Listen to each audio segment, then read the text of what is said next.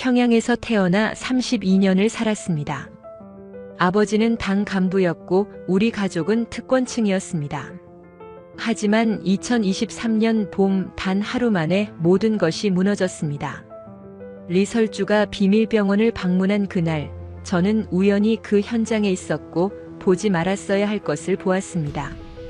그리고 동행 간부의 이름이 공개되면서 평양 내부가 요동쳤습니다.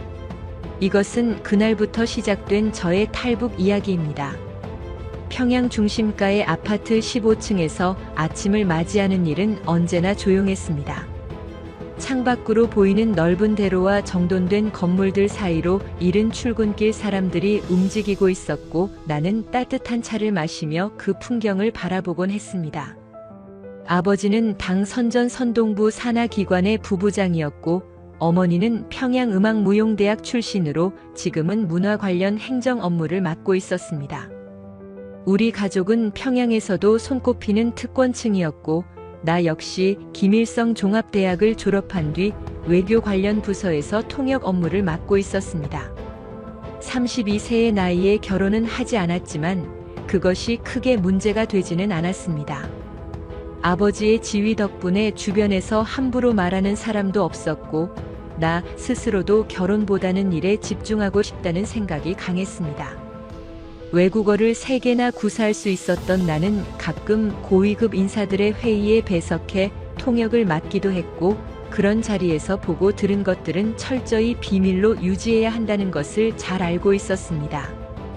평양에서 산다는 것은 단순히 물질적 풍요만을 의미하는 것이 아니라 끊임없이 조심하고 입을 다물어야 하는 긴장감 속에서 살아가는 것이기도 했습니다. 2023년 2월의 평양은 유난히 추웠습니다. 거리에는 눈이 쌓여 있었고 바람이 매섭게 불어왔지만 우리 아파트는 난방이 잘 되어 있어서 실내는 항상 따뜻했습니다. 일반 주민들은 한겨울에도 난방을 제대로 받지 못해 고생한다는 이야기를 들었지만 우리 같은 특권층 거주 지역은 전력과 난방이 항상 우선적으로 공급되었습니다. 그런 차이를 느낄 때마다 나는 묘한 불편함을 느꼈지만 그것을 입 밖에 낼 수는 없었습니다. 체제에 대한 의심이나 비판은 곧 자신과 가족 전체를 위험에 빠뜨리는 일이었으니까요. 아버지는 매일 아침 7시에 집을 나섰고 어머니는 8시쯤 출근 준비를 했습니다. 나는 9시에 출근하면 되었기 때문에 아침 시간이 비교적 여유로웠습니다. 그날 아침도 평소와 다르지 않았습니다. 부엌에서 들리는 어머니의 발소리와 현관문이 닫히는 소리, 그리고 복도를 지나는 이웃들의 인기척이 익숙한 리듬을 만들어냈습니다. 나는 검은색 정장에 코트를 걸치고 거울 앞에 섰습니다. 단정하게 묶은 머리와 최소한의 화장, 그리고 배지를 정확한 위치에 다는 것까지 모든 것이 습관처럼 이루어졌습니다. 사무실로 가는 길은 늘 같은 풍경이었습니다. 대동강을 건너는 다리 위에서 바라본 강물은 얼어붙어 있었고 다리 난간에는 선전구호가 빨간 글씨로 선명하게 적혀 있었습니다. 차창 밖으로 보이는 사람들의 표정은 대부분 무표정했고 모두가 각자의 목적지를 향해 서둘러 걸어가고 있었습니다. 나는 그들을 바라보며 문득 이런 생각을 했습니다. 저 사람들은 과연 행복할까? 하지만 그 생각은 곧 머릿속에서 지워버렸습니다. 그런 질문 자체가 위험했으니까요. 사무실에 도착하자 동료들이 이미 자리에 앉아 있었습니다. 우리는 서로 간단한 인사를 나누었고 곧 각자의 업무에 집중했습니다. 그날은 특별한 일정이 없었기 때문에 번역 자료를 검토하고 보고서를 작성하는 일상적인 하루가 될 것이라고 생각했습니다. 점심시간이 되어 동료 2명과 함께 구내식당으로 향했고 우리는 배식을 받아 자리에 앉았습니다. 식당 안은 사람들로 붐볐고 낮은 대화 소리와 식기 부딪히는 소리가 뒤섞여 있었습니다. 밥을 먹으며 나는 창밖을 바라보았습니다. 하늘은 잔뜩 흐려 있었고 곧 눈이 내릴 것 같았습니다. 오후 2시쯤 부서장이 나를 불렀습니다. 급하게 통역이 필요한 상황이 생겼다며 즉시 준비하라는 지시였습니다. 어디로 가는지, 누구를 만나는지에 대한 구체적인 설명은 없었지만 나는 묻지 않았습니다. 그저 지시를 따르면 되는 것이었습니다. 나는 서류 가방을 챙기고 부서장을 따라 건물 밖으로 나갔습니다. 검은색 승용차 한 대가 대기하고 있었고 우리는 차에 올라탔습니다. 차는 평양 외곽 방향으로 움직이기 시작했습니다. 창밖 풍경이 점점 낯설어졌고 나는 긴장감을 느끼기 시작했습니다. 평양 중심부를 벗어난다는 것은 그만큼 중요하고 민감한 일이 있다는 의미였으니까요. 차는 40분쯤 달려 평양 외곽의 한적한 지역에 도착했습니다. 주변에는 높은 담장으로 둘러싸인 건물이 있었고 입구에는 무장한 경비병들이 서 있었습니다. 차가 멈추자 경비병이 다가와 신분을 확인했고 우리는 건물을 통과해 안으로 들어갔습니다. 건물은 겉보기에는 평범한 관공서처럼 보였지만 내부로 들어서자 병원 특유의 소독약 냄새가 코를 찔렀습니다. 복도는 조용했고 간호사로 보이는 사람들이 서둘러 지나갔습니다. 나는 부서장을 따라 복도를 걸으며 주변을 살폈습니다. 벽에는 아무런 표시도 없었고 창문은 모두 커튼으로 가려져 있었습니다. 3층으로 올라가자 분위기가 더욱 긴장되어 있었습니다. 복도 곳곳에 경호원들이 배치되어 있었고 그들은 우리를 예리한 눈빛으로 지켜보았습니다. 부서장은 한방 앞에서 멈춰 섰고 안에서 나오라는 신호가 있을 때까지 기다리라고 말했습니다. 나는 벽에 기대어 서서 숨을 고르며 긴장을 가라앉히려 했습니다. 손바닥에 땀이 차올랐고 심장이 빠르게 뛰는 것이 느껴졌습니다. 도대체 여기가 어디이고 누가 있는 것일까? 하지만 그런 질문을 입 밖에 낼 수는 없었습니다. 10분쯤 기다렸을까 방문이 열리고 한 간부가 나왔습니다. 그는 부서장과 짧게 대화를 나눈 뒤 우리에게 들어오라고 손짓했습니다. 방 안으로 들어서자 여러 명의 고위 간부들이 앉아 있었고 그 옆에는 외국인으로 보이는 사람 2명이 서 있었습니다. 그리고 방 한쪽 구석에는 리설주가 서 있었습니다. 그녀를 직접 본 것은 처음이었고 나는 순간적으로 숨이 멎는 듯한 느낌을 받았습니다. 그녀는 검은색 정장을 입고 있었고 표정은 차갑고 단호해 보였습니다. 나는 시선을 내리고 자리에 앉았습니다. 통역은 의료 관련 내용이었습니다. 외국인 의료진과 북한 간부들 사이의 대화를 중개하는 것이었는데 내용은 특정 치료법과 약물에 관한 것이었습니다. 나는 최대한 정확하게 통역하며 여분의 생각은 하지 않으려 애썼습니다. 하지만 대화를 나누는 동안 자연스럽게 주변 상황이 눈에 들어왔습니다. 간부들의 표정은 심각했고 리설주는 가끔 고개를 끄덕이며 대화를 듣고 있었습니다. 회의는 1시간 정도 진행되었고 나는 그 시간 동안 긴장을 늦추지 않았습니다. 회의가 끝나고 사람들이 일어섰을 때 나는 우연히 테이블 위에 놓인 서류 한 장을 보게 되었습니다. 그 서류에는 이번 방문에 동행한 간부들의 명단이 적혀 있었고 그중 몇몇 이름은 내가 아는 고위급 인사들이었습니다. 하지만 그중 한 이름이 특히 눈에 띄었습니다. 그 사람은 최근 숙청설이 돌았던 인물이었고 그가 이 자리에 있다는 것 자체가 놀라운 일이었습니다. 나는 재빨리 시선을 돌렸지만 이미 그 이름은 머릿속에 각인되어 있었습니다. 방을 나오며 복도를 걸을 때 나는 마음속으로 방금 본 것을 빨리 잊어버리려 애썼습니다. 하지만 불안감은 점점 커져만 갔습니다. 보지 말았어야 할 것을 본 것 같은 느낌이 들었고 그것이 나에게 어떤 영향을 미칠지 알 수 없었습니다. 차를 타고 평양 시내로 돌아오는 동안 나는 창밖만 바라보았습니다. 부서장은 아무 말도 하지 않았고 나 역시 침묵을 지켰습니다. 도시의 불빛들이 하나둘 켜지기 시작했고 거리는 어둠에 잠겨가고 있었습니다. 사무실로 돌아왔을 때는 이미 퇴근 시간이 지나 있었습니다. 동료들은 대부분 집에 간 상태였고 사무실은 텅 비어 있었습니다. 나는 자리에 앉아 오늘 있었던 일을 정리하려 했지만 머릿속이 복잡했습니다. 그 서류에 적힌 이름 리설주의 차가운 표정, 긴장된 분위기 속의 간부들.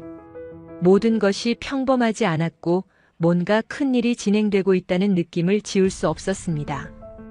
나는 가방을 챙겨 사무실을 나섰고 밤 공기는 차갑고 날카로웠습니다. 집으로 돌아가는 길에 나는 계속해서 뒤를 돌아보았습니다. 누군가 나를 지켜보고 있는 것만 같았습니다. 집에 도착해 문을 열고 들어섰을 때 어머니가 저녁 준비를 하고 계셨습니다. 부엌에서 들리는 국물 끓는 소리와 따뜻한 음식 냄새가 나를 반겼지만 나는 식욕이 없었습니다. 어머니는 왜 이렇게 늦었냐고 물으셨고 나는 급한 일이 있었다고 대답했습니다. 더 이상 묻지 않으셨지만 어머니의 눈빛에는 걱정이 어려 있었습니다.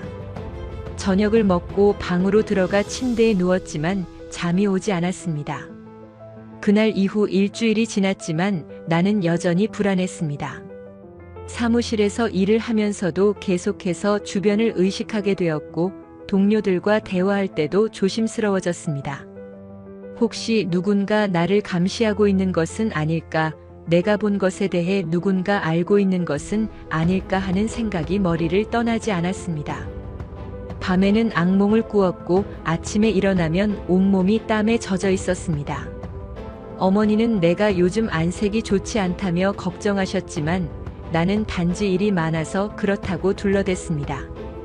3월 초의 어느 날 아버지가 심각한 표정으로 집에 돌아오셨습니다. 저녁 식사 자리에서 아버지는 낮은 목소리로 말씀하셨습니다. 최근 당 내부에서 큰 숙청이 있을 것이라는 소문이 돌고 있고 고위급 간부 몇몇의 이름이 거론되고 있다는 것이었습니다. 그 이름들 중에는 내가 비밀병원에서 본 서류에 적혀있던 이름도 포함되어 있었습니다. 나는 숟가락을 놓고 아버지를 바라보았습니다. 아버지는 최근 리설주의 측근 동선과 관련된 정보가 외부로 새어나갔고 그것 때문에 내부 조사가 진행되고 있다고 말씀하셨습니다. 그 순간 나는 등골이 오싹해지는 느낌을 받았습니다. 혹시 내가 본 서류와 관련이 있는 것은 아닐까? 하지만 나는 그날 서류를 만진 적도 없고 사진을 찍은 것도 아니었습니다. 단지 우연히 눈에 들어온 것뿐이었습니다.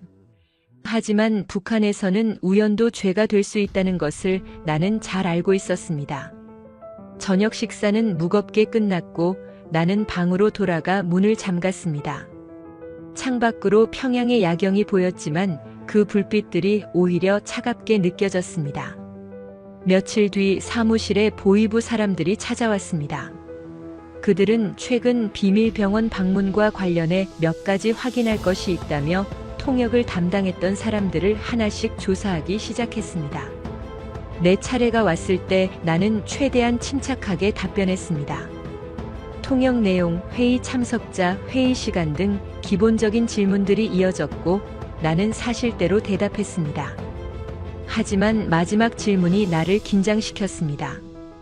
회의실에서 다른 것을 본 적이 있느냐는 질문이었습니다. 나는 고개를 저으며 통역에만 집중했기 때문에 다른 것은 보지 못했다고 말했습니다. 조사관은 나를 한참 동안 지켜보았습니다. 그의 눈빛은 날카로웠고 나는 시선을 피하지 않으려고 애썼습니다. 떨리는 목소리를 내서는 안 되었고 눈동자가 흔들려서도 안 되었습니다. 조사관은 결국 고개를 끄덕이며 나가도 좋다고 말했습니다. 나는 자리에서 일어나 사무실로 돌아왔고 책상에 앉자마자 다리에 힘이 풀렸습니다. 손이 떨려서 펜을 제대로 잡을 수가 없었고 입안은 바짝 말라 있었습니다. 동료들은 모두 자기 일에만 집중하는 척했지만 사무실 전체가 긴장감으로 가득 차 있었습니다.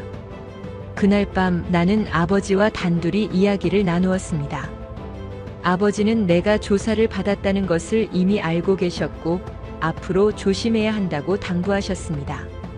최근 당국이 정보 유출 경로를 추적하고 있고 혹시라도 의심받을 만한 행동은 절대 하지 말라는 것이었습니다.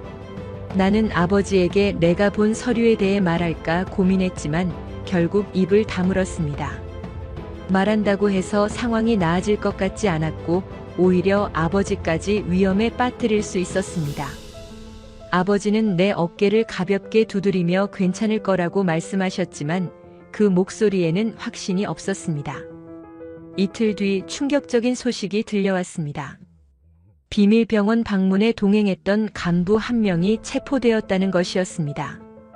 그는 내가 서류에서 본 그 이름의 주인공이었습니다. 공식적인 이유는 밝혀지지 않았지만 내부에서는 정보 유출 혐의라는 소문이 돌았습니다. 그 소식을 들었을 때 나는 온몸이 얼어붙는 느낌을 받았습니다. 만약 조사가 계속 이어진다면 언젠가는 나에게도 다시 차례가 올 수 있었습니다.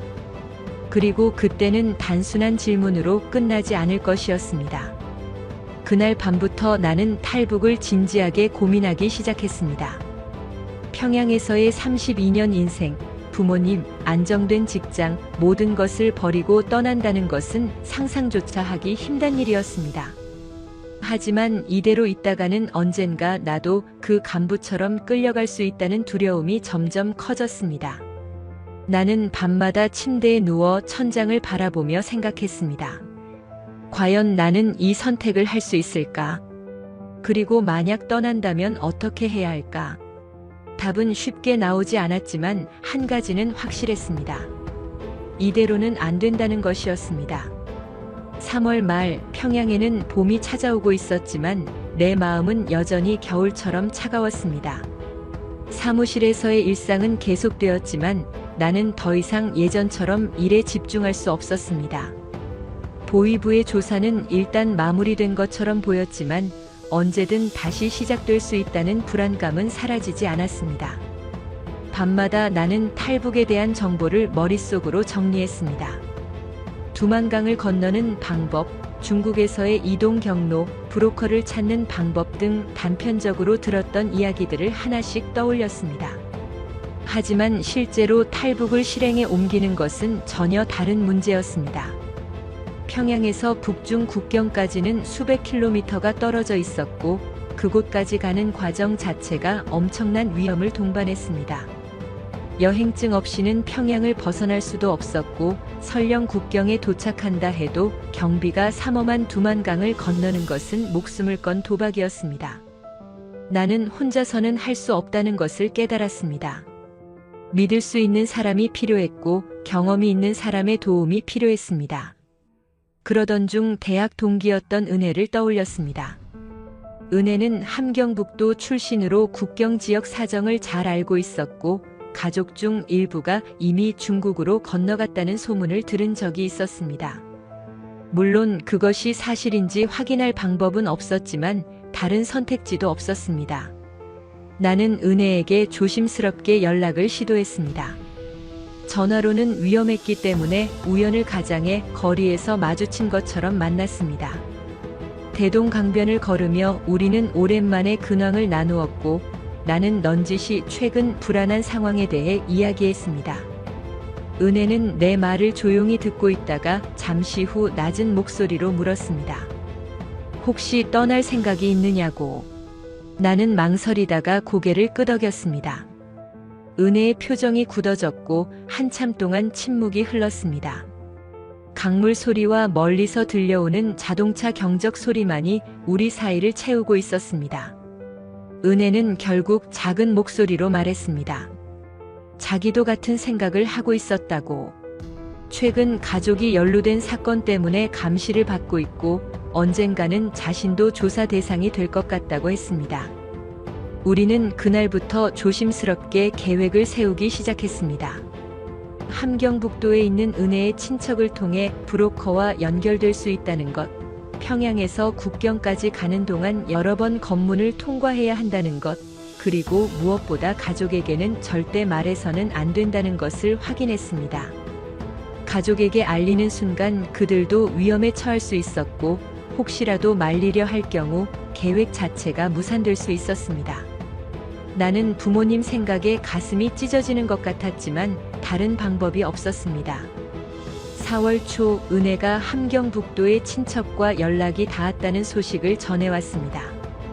브로커를 소개받을 수 있고 비용은 1인당 $3,000 정도가 필요하다는 것이었습니다. 나는 그동안 모아둔 돈과 몰래 환전한 위안화를 합쳐 겨우 그 금액을 마련할 수 있었습니다. 은혜도 비슷한 상황이었습니다. 우리는 출발 날짜를 4월 중순으로 잡았습니다. 그때쯤이면 날씨도 따뜻해져서 강을 건너기에 조금이라도 유리할 것이라고 판단했습니다. 하지만 동시에 봄철은 국경 경비가 강화되는 시기이기도 했습니다. 출발 일주일 전 나는 평소처럼 출근했고 평소처럼 퇴근했습니다. 아무도 내가 곧 떠날 것이라는 것을 눈치채서는 안 되었습니다. 집에서도 평범하게 지냈고 부모님과 저녁을 먹으며 일상적인 대화를 나누었습니다. 하지만 매 순간이 고통스러웠습니다. 이것이 마지막이 될 수도 있다는 생각에 밥을 삼키기조차 힘들었습니다. 어머니의 웃음소리, 아버지의 낮은 목소리, 집안의 익숙한 냄새와 소리들이 모두 가슴 깊이 새겨졌습니다. 출발 전날 밤 나는 잠들지 못하고 침대에 누워 있었습니다. 창밖으로 보이는 평양의 야경을 바라보며 나는 지난 32년을 떠올렸습니다. 이 도시에서 태어나고 자랐고 모든 것을 배웠습니다. 친구들도 있었고 꿈도 있었습니다. 하지만 이제 그 모든 것을 버리고 떠나야 했습니다. 과연 옳은 선택인지 확신할 수 없었지만 되돌릴 수도 없었습니다. 나는 작은 가방에 최소한의 옷가지와 돈을 챙겼습니다. 사진 한 장도 가져갈 수 없었습니다. 흔적을 남겨서는 안 되었으니까요. 새벽 4시, 나는 조용히 일어나 옷을 입었습니다. 부모님이 주무시는 방 앞을 지나갈 때 발소리를 최대한 죽였습니다. 현관문을 열고 나서기 전 마지막으로 집안을 둘러보았습니다. 거실의 소파, 부엌의 식탁, 복도의 작은 신발장까지 모든 것이 눈에 담겼습니다. 나는 눈물을 참으며 문을 닫았습니다. 복도를 걸어 내려가며 뒤를 돌아보지 않으려 애썼지만 결국 한번 돌아보고 말았습니다. 하지만 그곳에는 닫힌 문만이 있을 뿐이었습니다. 나는 건물을 나와 어두운 거리로 향했습니다. 은혜와의 약속 장소는 대동강역이었고 거기서부터 우리의 긴 여정이 시작될 것이었습니다. 대동강역에 도착했을 때 은혜는 이미 대기하고 있었습니다. 우리는 눈빛으로만 인사를 나누었고 표를 끊어 플랫폼으로 향했습니다. 평양에서 함경북도 청진까지 가는 기차는 하루에 몇 편 없었고 우리는 새벽 5시 40분 출발 열차에 올랐습니다. 객차 안은 이미 사람들로 가득 차 있었고 우리는 겨우 자리를 찾아 앉았습니다. 낡은 좌석에서는 먼지 냄새가 났고 창문은 닫히지 않아 찬 바람이 계속 들어왔습니다. 기차가 출발하고 얼마 지나지 않아 역무원이 표 검사를 시작했습니다. 우리는 미리 준비한 여행증과 표를 보여주었고 역무원은 짧게 확인한 뒤 지나갔습니다. 첫 관문을 통과한 것이었습니다. 하지만 긴장을 풀 수는 없었습니다. 평양에서 청진까지는 12시간 이상 걸리는 거리였고 그 사이에 여러 번 검문이 있을 것이었습니다. 나는 창밖을 바라보며 점점 멀어지는 평양을 지켜보았습니다. 익숙한 건물들이 하나씩 시야에서 사라졌고 대신 황량한 들판과 산들이 나타나기 시작했습니다. 2시간쯤 지나 첫 번째 중간역에 도착했습니다. 보안원들이 올라타 승객들을 검사하기 시작했고 우리는 최대한 자연스러운 표정을 지으려 애썼습니다. 보안원은 우리의 신분증과 여행증을 꼼꼼히 확인했고 여행 목적을 물었습니다. 은혜가 친척 집 방문이라고 대답했고 나는 동행이라고 말했습니다. 보안원은 우리를 한참 동안 지켜보다가 결국 서류를 돌려주었습니다. 그가 객차를 떠난 뒤에야 나는 가슴을 쓸어내렸습니다. 손바닥에는 땀이 가득 차 있었고 등은 축축하게 젖어 있었습니다. 기차는 계속 북쪽으로 향했습니다. 창밖 풍경은 점점 황폐해졌고 논밭도 제대로 관리되지 않은 듯 보였습니다. 작은 마을들을 지날 때마다 사람들의 옷차림이 평양과는 확연히 다르다는 것을 느낄 수 있었습니다. 남루하고 낡은 옷을 입은 사람들이 길가에 서 있었고 아이들은 맨발로 뛰어다니고 있었습니다. 평양에서는 볼 수 없었던 광경이었고 나는 처음으로 북한의 진짜 모습을 보고 있는 것 같았습니다. 점심시간이 되었지만 기차 안에서 제대로 된 음식을 구할 수는 없었습니다. 은혜가 미리 준비한 옥수수빵을 꺼내 나누어 먹었고 물을 조금씩 마셨습니다. 입맛은 없었지만 체력을 유지해야 했기 때문에 억지로라도 삼켰습니다. 객차 안에 다른 승객들도 대부분 조용히 앉아 있었고 간혹 낮은 목소리로 대화를 나누는 사람들만 있었습니다. 모두가 지쳐 보였고 생기라고는 찾아볼 수 없었습니다. 오후 4시쯤 기차는 또 다른 중간역에 정차했습니다. 이번에는 보위부 요원으로 보이는 사람들이 올라탔고 분위기가 한층 더 긴장되었습니다. 그들은 승객들에게 가방을 열라고 지시했고 하나하나 내용물을 확인하기 시작했습니다. 내 차례가 왔을 때 나는 가방을 열었습니다. 다행히 가방 안에는 옷가지와 세면도구뿐이었고 요원은 대충 훑어본 뒤 다음 사람에게로 넘어갔습니다. 하지만 몇 자리 앞에 앉아있던 한 남자는 가방에서 중국산 담배가 발견되어 끌려 내려갔습니다. 그의 비명소리가 플랫폼에 울려 퍼졌고 객차 안은 더욱 조용해졌습니다. 해가 지기 시작할 무렵 기차는 드디어 청진에 도착했습니다. 우리는 객차에서 내려 역 광장으로 나왔고 주변을 둘러보았습니다. 청진은 평양과는 전혀 다른 도시였습니다. 건물들은 낡고 거리는 어두웠으며 사람들의 표정은 무거웠습니다. 은혜는 미리 연락해둔 친척의 주소를 확인하며 길을 찾기 시작했습니다. 우리는 어두운 골목길을 걸었고 가끔 지나가는 사람들의 시선을 느꼈습니다. 외지인을 경계하는 눈빛이었습니다. 30분쯤 걸어 은혜의 친척 집에 도착했습니다. 작고 낡은 단층 주택이었고 문을 두드리자 중년 여성이 나왔습니다. 은혜의 고모였습니다. 고모는 우리를 얼른 안으로 들이며 주변을 살폈습니다. 집안은 좁고 어두웠지만 따뜻했습니다. 고모는 우리에게 앉으라고 하고는 뜨거운 차를 내왔습니다. 손에 쥔 찻잔에서 올라오는 김이 얼굴을 데웠고 나는 그제야 긴장이 조금 풀리는 것을 느꼈습니다. 고모는 낮은 목소리로 말했습니다. 브로커는 내일 만날 수 있고 준비는 이미 되어 있다고. 우리는 오늘 밤 여기서 쉬고 내일 아침 일찍 출발해야 한다는 것이었습니다. 그날 밤 나는 고모네 집 작은 방에서 은혜와 함께 누웠습니다. 천장에는 곰팡이 자국이 있었고 벽지는 군데군데 떨어져 있었습니다. 밖에서는 바람 소리가 들렸고 멀리서 개 짖는 소리도 들렸습니다. 나는 눈을 감았지만 잠이 오지 않았습니다.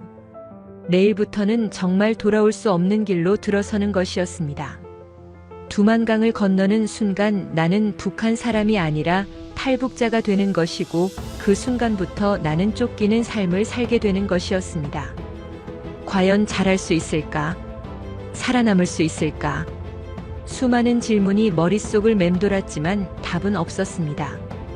나는 그저 내일을 기다릴 수밖에 없었습니다.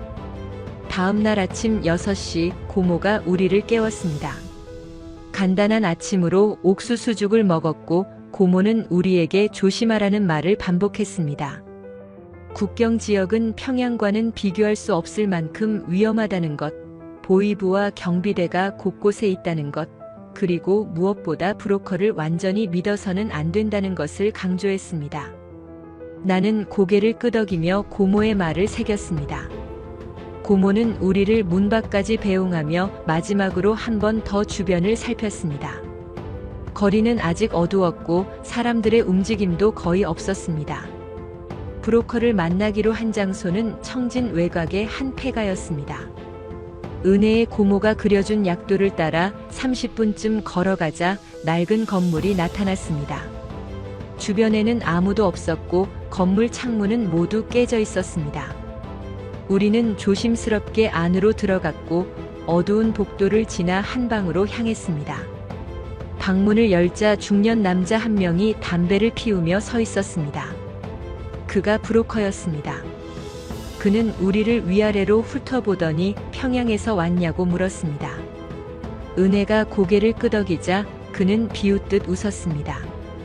브로커는 우리에게 앉으라고 손짓했고 본론으로 들어갔습니다.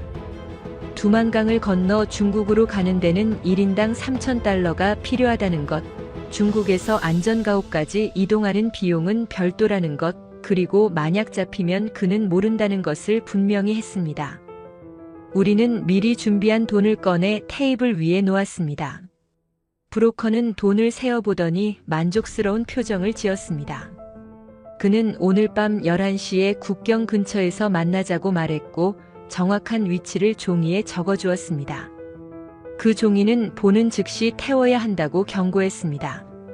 낮 동안 우리는 고몬의 집으로 돌아가 쉬었습니다. 하지만 긴장 때문에 제대로 쉴 수가 없었습니다. 고몬은 우리에게 검은색 옷을 준비해 주었고 강을 건널 때 물에 젖을 것을 대비해 비닐봉지도 챙겨주었습니다. 돈과 신분증은 절대 물에 젖으면 안 된다며 여러 겹으로 싸라고 조언했습니다. 나는 가방을 다시 정리하며 필요 없는 것들을 모두 버렸습니다. 최대한 가볍게 움직여야 했고 혹시 모를 검문에 대비해 의심스러운 물건은 하나도 가지고 있어서는 안 되었습니다. 저녁 8시쯤 우리는 고몬의 집을 나섰습니다. 고모는 우리를 꼭 안아주며 살아서 다시 만나자고 속삭였습니다. 고모의 눈에는 눈물이 고여 있었고 나 역시 눈물을 참기 힘들었습니다. 하지만 시간을 지체할 수는 없었습니다. 우리는 어두운 거리를 걸어 청진 외곽으로 향했습니다. 가로등도 거의 없는 길이었고 가끔 지나가는 사람들의 발소리만이 들렸습니다. 1시간쯤 걸어 국경 근처 마을에 도착했고 우리는 브로커가 알려준 장소를 찾았습니다. 11시 정각 브로커가 나타났습니다. 그의 뒤에는 2명의 남자가 더 있었습니다.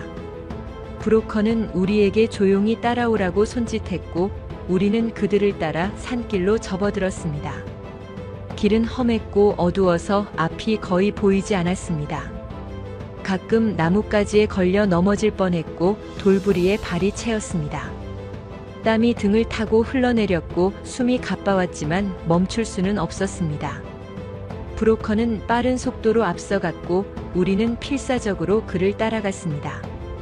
1시간쯤 산길을 오르자 저 멀리 두만강이 보이기 시작했습니다. 달빛에 반짝이는 강물은 검고 차가워 보였습니다. 브로커는 우리를 바위 뒤에 숨기고는 주변을 살폈습니다. 경비대 초소가 500m쯤 떨어진 곳에 있었고 불빛이 가끔 이쪽을 향해 움직였습니다. 브로커는 낮은 목소리로 말했습니다. 경비대 교대 시간이 자정인데 그때 10분 정도 틈이 생긴다고. 그 시간을 노려 강을 건너야 한다고 했습니다. 우리는 숨을 죽이고 기다렸습니다. 시간은 느리게 흘렀고 심장은 점점 더 빠르게 뛰었습니다. 자정이 가까워지자 브로커가 신호를 보냈습니다. 우리는 바위 뒤에서 나와 조심스럽게 강가로 내려갔습니다. 강물은 생각보다 얕아 보였지만 폭은 상당했습니다. 브로커는 신발을 벗고 강으로 들어갔고 우리도 그를 따랐습니다. 물은 얼음장처럼 차가웠고 발이 곧 감각을 잃기 시작했습니다. 강바닥의 돌들이 발바닥을 찔렀고 물살은 생각보다 거셌습니다. 중간쯤 왔을 때 나는 균형을 잃고 비틀거렸고 은혜가 재빨리 내 팔을 잡아주었습니다. 우리는 서로를 부축하며 천천히 강을 건넜습니다. 강 중간쯤에서 갑자기 초소 쪽에서 불빛이 이쪽으로 향했습니다.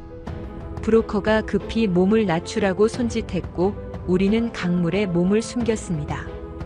차가운 물이 가슴까지 차올랐고 이빨이 딱딱 부딪혔습니다. 불빛은 강 위를 천천히 훑었고 우리는 숨도 쉬지 않으려 애썼습니다. 10초쯤 지나 불빛이 다른 쪽으로 향했고 브로커는 다시 움직이라는 신호를 보냈습니다.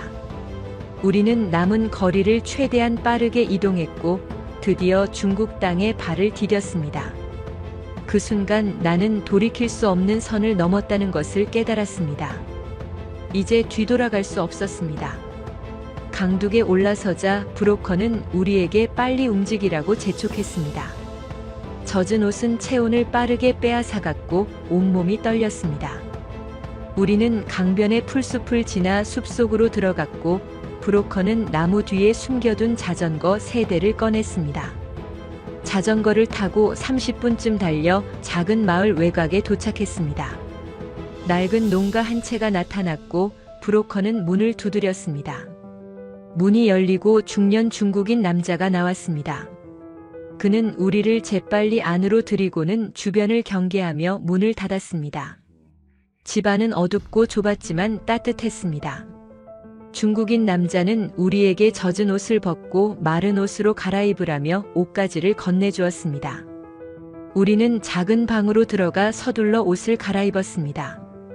젖은 옷에서 물이 뚝뚝 떨어졌고 손가락은 감각이 없었습니다. 마른 옷을 입자 조금 나아졌지만 여전히 추위는 가시지 않았습니다. 밖으로 나오자 중국인 남자가 뜨거운 차를 내왔고 우리는 손에 컵을 쥐고 따뜻함을 느꼈습니다. 브로커는 여기서 새벽까지 쉬었다가 동이 트기 전에 다시 출발한다고 말했습니다. 하지만 쉴 수가 없었습니다. 긴장이 풀리지 않았고 귀를 기울이면 밖에서 들리는 모든 소리가 위협처럼 느껴졌습니다.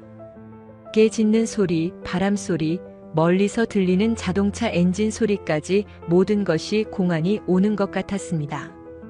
은혜도 같은 심정인지 계속 창밖을 바라보며 불안한 표정을 지었습니다. 나는 가방을 열어 돈이 젖지 않았는지 확인했습니다. 다행히 비닐에 여러 겹산 덕분에 멀쩡했습니다. 이 돈이 우리가 살아남을 수 있는 유일한 수단이었습니다. 새벽 4시쯤 브로커가 우리를 깨웠습니다. 이제 출발할 시간이라고 했습니다. 중국인 남자가 준비해둔 검은색 밴이 집 뒤편에 대기하고 있었고 우리는 차에 올랐습니다.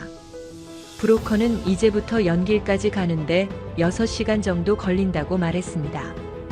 연길에서 다른 브로커를 만나 다음 단계를 진행할 것이라고 했습니다. 차는 어둠 속을 달리기 시작했고 창밖으로는 중국의 농촌 풍경이 지나갔습니다. 북한과 크게 다르지 않아 보였지만 뭔가 다른 느낌이었습니다. 공기 자체가 달랐습니다. 해가 뜨기 시작할 무렵 우리는 첫 번째 검문소를 만났습니다. 중국 공안이 차를 세우고 운전자에게 신분증을 요구했습니다. 브로커는 침착하게 서류를 건넸고 공안은 차 안을 들여다보았습니다. 우리는 최대한 자연스러운 표정을 지으려 애썼지만 심장은 터질 듯이 뛰었습니다. 공안은 우리를 한참 바라보다가 결국 손을 흔들며 지나가라고 했습니다. 차가 다시 움직이자 나는 숨을 내쉬었습니다. 하지만 이것이 첫 번째일 뿐이라는 것을 알고 있었습니다. 앞으로 얼마나 많은 관문을 통과해야 할지 알 수 없었습니다. 오전 10시쯤 연길에 도착했습니다. 도시는 생각보다 컸고 거리에는 사람들이 붐볐습니다. 한글 간판도 많이 보였고 조선족들이 많이 사는 지역이라는 것을 알 수 있었습니다. 브로커는 도심을 벗어나 한적한 주택가로 차를 몰았고 한 빌라 앞에 차를 세웠습니다. 우리는 차에서 내려 브로커를 따라 3층으로 올라갔습니다. 문을 두드리자 젊은 남자가 문을 열었고 우리를 안으로 들였습니다. 이 사람이 다음 단계를 담당하는 브로커였습니다. 새 브로커는 우리를 작은 방으로 안내했고 앉으라고 했습니다. 그는 우리가 연길에서 며칠 머물러야 한다고 말했습니다. 다음 이동을 위한 준비가 필요하고 여권을 만드는데 시간이 걸린다는 것이었습니다. 위조 여권이었습니다. 그것을 가지고 기차나 버스를 타고 남쪽으로 이동해야 한다고 했습니다. 최종 목적지는 운남성 쿤밍이고 거기서 라오스나 태국으로 넘어가는 루트라고 설명했습니다. 나는 머릿속으로 지도를 그려보았습니다. 연길에서 쿤밍까지는 수천 킬로미터가 넘는 거리였습니다. 브로커는 비용에 대해 이야기했습니다. 연길에서 쿤밍까지 1인당 2,000달러가 추가로 필요하다고 했습니다. 우리는 남은 돈을 확인했습니다. 겨우 맞출 수 있는 금액이었습니다. 우리는 돈을 건넸고 브로커는 만족스럽게 웃었습니다. 그는 우리에게 이 집에서 머무르며 절대 밖에 나가지 말라고 경고했습니다. 연길에는 공안이 많고 탈북자를 찾는 순찰도 자주 있다고 했습니다. 만약 잡히면 북한으로 강제 송환된다는 것을 우리는 이미 알고 있었습니다. 방은 작았고 창문도 없었습니다. 침대 2개와 작은 탁자 하나가 전부였습니다. 우리는 짐을 내려놓고 침대에 앉았습니다. 은혜는 피곤한 표정으로 벽에 기대었고 나는 손을 비벼댔습니다. 강을 건넌 것은 단지 시작일 뿐이었습니다. 앞으로 수천 킬로미터를 더 이동해야 했고 그 과정에서 수많은 위험이 도사리고 있었습니다.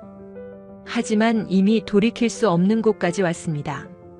이제 앞으로 나아가는 것만이 유일한 선택지였습니다.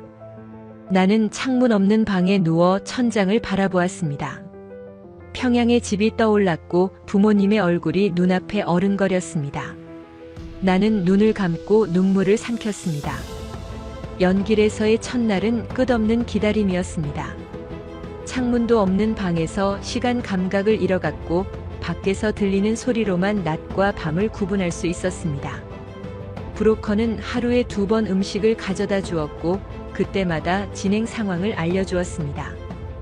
여권 제작이 예상보다 시간이 걸린다는 것, 최근 공안의 단속이 강화되어 조심해야 한다는 것들이었습니다. 나는 방 안을 왔다 갔다 하며 불안을 달래려 했지만 쉽지 않았습니다. 좁은 공간에 갇혀 있다는 것 자체가 숨이 막혔습니다. 은혜는 대부분의 시간을 침대에 누워 지냈습니다. 말수가 줄었고 표정도 어두워졌습니다. 가끔 밤에 잠꼬대로 가족을 부르는 소리가 들렸고 나는 그럴 때마다 가슴이 아팠습니다. 우리는 모두 같은 죄책감과 두려움을 안고 있었습니다. 가족을 버리고 온 죄책감, 잡힐지도 모른다는 두려움, 그리고 앞으로 어떻게 될지 모른다는 불안함. 대화는 점점 줄어들었고 우리는 각자의 생각에 잠겼습니다. 이틀째 되는 날 브로커가 여권 사진을 찍으러 왔습니다. 간이 카메라를 들고 와서 우리의 사진을 여러 장 찍었습니다. 표정을 자연스럽게 지으라고 했지만 쉽지 않았습니다. 거울에 비친 내 얼굴은 낯설었습니다. 며칠 사이에 살이 빠졌고 눈 밑에는 다크서클이 짙어져 있었습니다. 브로커는 사진을 확인하고는 이틀 뒤에 여권이 완성될 것이라고 말했습니다. 그때까지 계속 기다려야 한다는 것이었습니다. 나는 고개를 끄덕이고 다시 방으로 돌아갔습니다. 셋째 날 밤 갑자기 밖에서 소란스러운 소리가 들렸습니다. 누군가 소리를 지르는 것 같았고 무거운 발소리가 계단을 오르내렸습니다. 우리는 침대에서 벌떡 일어나 문 쪽을 바라보았습니다. 심장이 미친 듯이 뛰었고 손은 땀으로 젖었습니다. 혹시 공안이 들이닥친 것은 아닐까? 우리는 숨을 죽이고 귀를 기울였습니다. 소리는 10분쯤 계속되다가 점점 작아졌고 결국 조용해졌습니다. 한참 뒤 브로커가 문을 두드리며 괜찮다고 말했습니다. 다른 방에 있던 탈북자가 패닉 상태에 빠져 소란을 피웠다는 것이었습니다. 넷째 날 아침 브로커가 여권을 가져왔습니다. 중국 여권이었고 우리의 사진이 붙어 있었지만 이름은 전혀 다른 중국식 이름이었습니다. 나는 장메이린이라는 이름을 받았고 은혜는 왕슈란이라는 이름이 되었습니다. 브로커는 이 이름을 외우고 자연스럽게 반응해야 한다고 강조했습니다. 검문이나 신분 확인 시 조금이라도 당황하면 의심받을 수 있다고 경고했습니다. 우리는 여권을 들여다보며 새로운 이름을 반복해서 중얼거렸습니다. 장메이린, 장메이린, 장메이린. 낯선 이름이 입에 붙도록 연습했습니다. 오후 2시쯤 브로커는 오늘 밤 출발한다고 알렸습니다. 연길역에서 11시 50분 기차를 타고 베이징으로 간다는 것이었습니다. 베이징에서 다시 기차를 갈아타고 쿤민까지 가는 긴 여정이 시작되는 것이었습니다. 총 이동 시간은 48시간 이상 걸린다고 했습니다. 우리는 짐을 챙기기 시작했습니다. 가져갈 것도 별로 없었지만 모든 것을 다시 한번 확인했습니다. 돈, 여권, 최소한의 옷까지. 그것이 전부였습니다. 저녁 8시, 브로커는 우리에게 중국인처럼 행동하는 법을 가르쳤습니다. 걷는 방식, 시선 처리, 말하는 태도까지 세세하게 지적했습니다. 북한 사람들은 걸을 때 몸이 경직되어 있고 주변을 지나치게 의식한다며 더 자연스럽게 행동해야 한다고 강조했습니다. 우리는 방 안을 걸어다니며 연습했습니다. 어깨에 힘을 빼고 시선은 자연스럽게 앞을 보며 걷는 것. 간단해 보였지만 의식하면 할수록 어색해졌습니다. 브로커는 한숨을 쉬며 그냥 긴장만 풀라고 말했습니다. 밤 10시, 우리는 집을 나섰습니다. 브로커는 우리보다 10m쯤 앞서 걸었고 우리는 그를 따라갔습니다. 만약 문제가 생기면 서로 모르는 척해야 한다고 미리 주의를 받았습니다. 연길의 밤 거리는 생각보다 사람이 많았습니다. 술집에서 나오는 사람들, 늦은 퇴근길 사람들, 산책하는 커플들이 거리를 오갔습니다. 우리는 그들 사이에 섞여 자연스럽게 걸으려 애썼습니다. 역까지는 20분 정도 걸렸고 그 시간이 끝없이 길게 느껴졌습니다. 연기역에 도착했을 때 역 광장에는 경찰이 순찰을 돌고 있었습니다. 브로커는 우리에게 눈짓으로 조심하라는 신호를 보내고는 먼저 역 안으로 들어갔습니다. 우리는 잠시 후 따라 들어갔고 대합실로 향했습니다. 사람들로 붐비는 대합실에서 우리는 브로커 옆 벤치에 앉았습니다. 그는 작은 목소리로 표를 이미 예매해뒀다며 출발 10분 전에 플랫폼으로 가라고 말했습니다. 우리는 고개를 끄덕이고 주변을 살폈습니다. 대합실 입구에는 경찰이 서 있었고 가끔 지나가는 사람들의 신분증을 확인하고 있었습니다. 우리는 시선을 피하며 출발 시간만을 기다렸습니다. 11시 40분 플랫폼으로 향하는 안내 방송이 나왔습니다. 우리는 브로커를 따라 일어나 플랫폼으로 걸어갔습니다. 개찰구를 통과할 때 직원이 여권과 표를 확인했고 나는 최대한 자연스러운 표정을 지으려 애썼습니다. 직원은 여권을 훑어보고 표를 찍은 뒤 돌려주었습니다. 우리는 플랫폼으로 나가 기차를 기다렸습니다. 밤 공기는 차가웠고 플랫폼에는 10여 명의 승객만이 서 있었습니다. 멀리서 기차 헤드라이트가 보이기 시작했고 곧 기차가 플랫폼에 들어왔습니다. 우리는 12호차에 올랐습니다. 좌석은 경침이었고 통로를 사이에 두고 양쪽으로 침대가 3층으로 쌓여 있었습니다. 브로커는 우리를 중간층 침대로 안내하고는 자기는 다른 칸에 있을 것이라며 베이징에서 만나자고 말했습니다.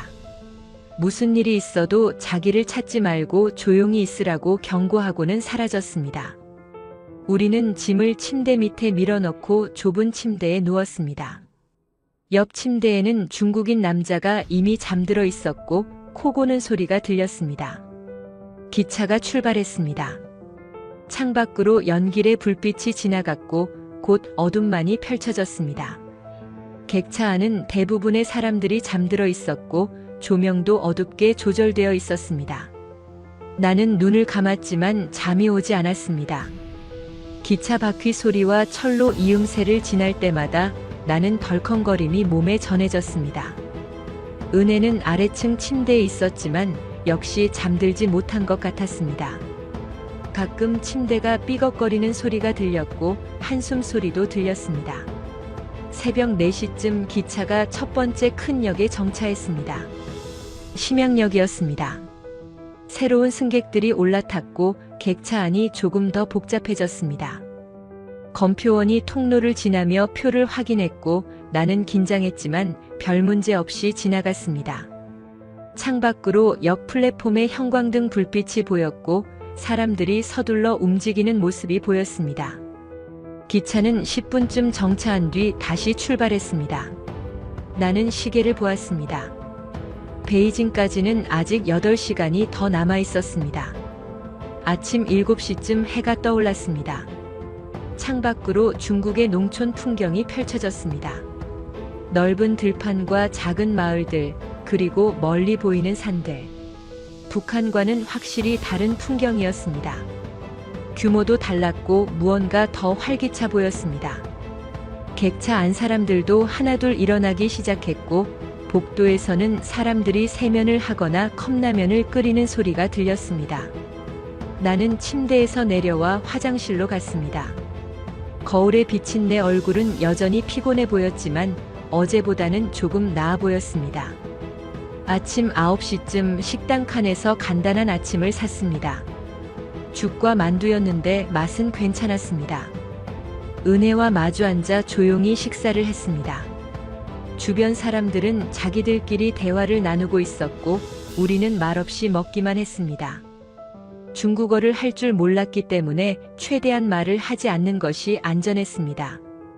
식사를 마치고 다시 자리로 돌아왔을 때 옆 침대의 중국인 남자가 말을 걸었습니다. 어디 가느냐고 물었습니다. 나는 당황했지만 은혜가 베이징이라고 짧게 대답했습니다. 남자는 고개를 끄덕이고 더 이상 묻지 않았습니다. 오후 1시쯤 기차는 산해관을 지났습니다. 창밖으로 만리장성의 일부가 보였고 사람들이 창가로 몰려 사진을 찍었습니다. 나도 창가로 가서 밖을 바라보았습니다. 거대한 성벽이 산 능선을 따라 이어져 있었고 그 광경은 압도적이었습니다.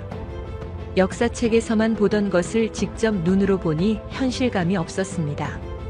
내가 정말 중국에 있다는 것, 그리고 북한에서 벗어났다는 것이 실감났습니다.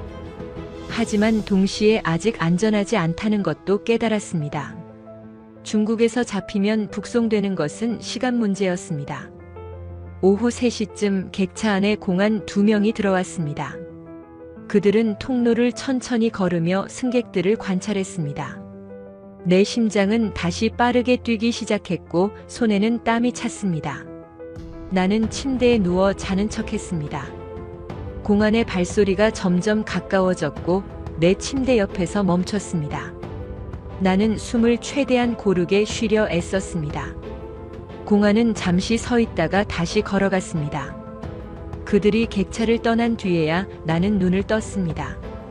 온몸에서 식은땀이 흘렀고 침대 시트는 축축하게 젖어 있었습니다.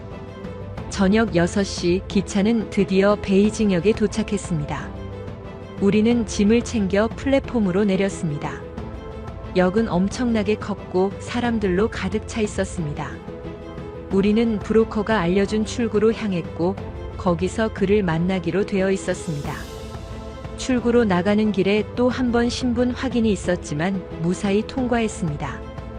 출구 밖에는 브로커가 기다리고 있었고 우리를 보자 고개를 끄덕였습니다. 그는 우리를 택시로 안내했고 베이징 외곽의 한 여관으로 향했습니다. 오늘 밤은 여기서 쉬고 내일 아침 쿤밍행 기차를 탄다고 말했습니다. 나는 고개를 끄덕이고 택시 창밖을 바라보았습니다. 베이징의 거대한 빌딩들과 불빛들이 지나갔고 나는 이 거대한 나라의 한가운데 있다는 것을 실감했습니다. 베이징의 여관은 넓고 좁았지만 침대가 있다는 것만으로도 감사했습니다. 우리는 샤워를 하고 깨끗한 옷으로 갈아입었습니다. 며칠 만에 제대로 씻는 것이었고 따뜻한 물이 몸을 감쌀 때 긴장이 조금 풀리는 것을 느꼈습니다. 저녁으로 브로커가 사온 중국 음식을 먹었고 배를 채우자 피로가 몰려왔습니다. 은혜는 금방 잠들었지만 나는 또 잠이 오지 않았습니다. 내일 쿤밍으로 가는 기차는 36시간이 걸린다고 했습니다.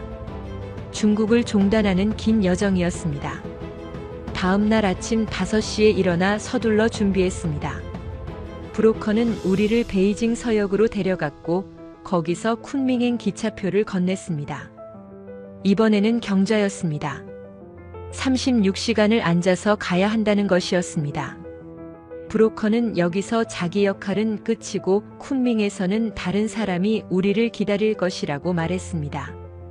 그는 쿤밍역 출구에서 빨간 모자를 쓴 남자를 찾으라고 했습니다. 아모는 날씨가 좋다는 말이라고 알려주었습니다. 우리는 고개를 끄덕이고 역 안으로 들어갔습니다. 아침 6시 40분 기차가 출발했습니다. 객차는 승객들로 가득 차 있었고 통로에도 사람들이 서 있었습니다. 우리는 창가 좌석을 배정받았고 옆에는 아이를 데리고 온 젊은 여성이 앉아 있었습니다.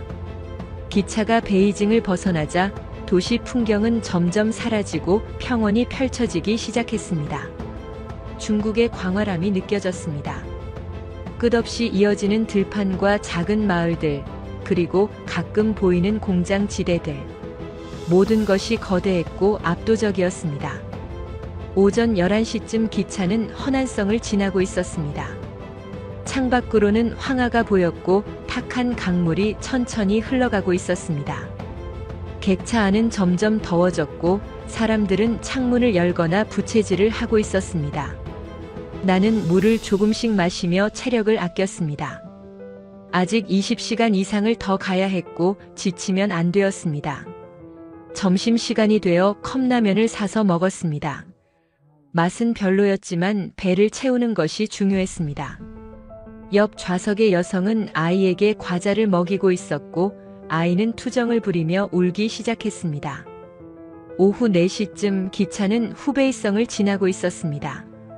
풍경은 점점 산악지형으로 바뀌었고 터널을 지날 때마다 객차 안이 어두워졌습니다.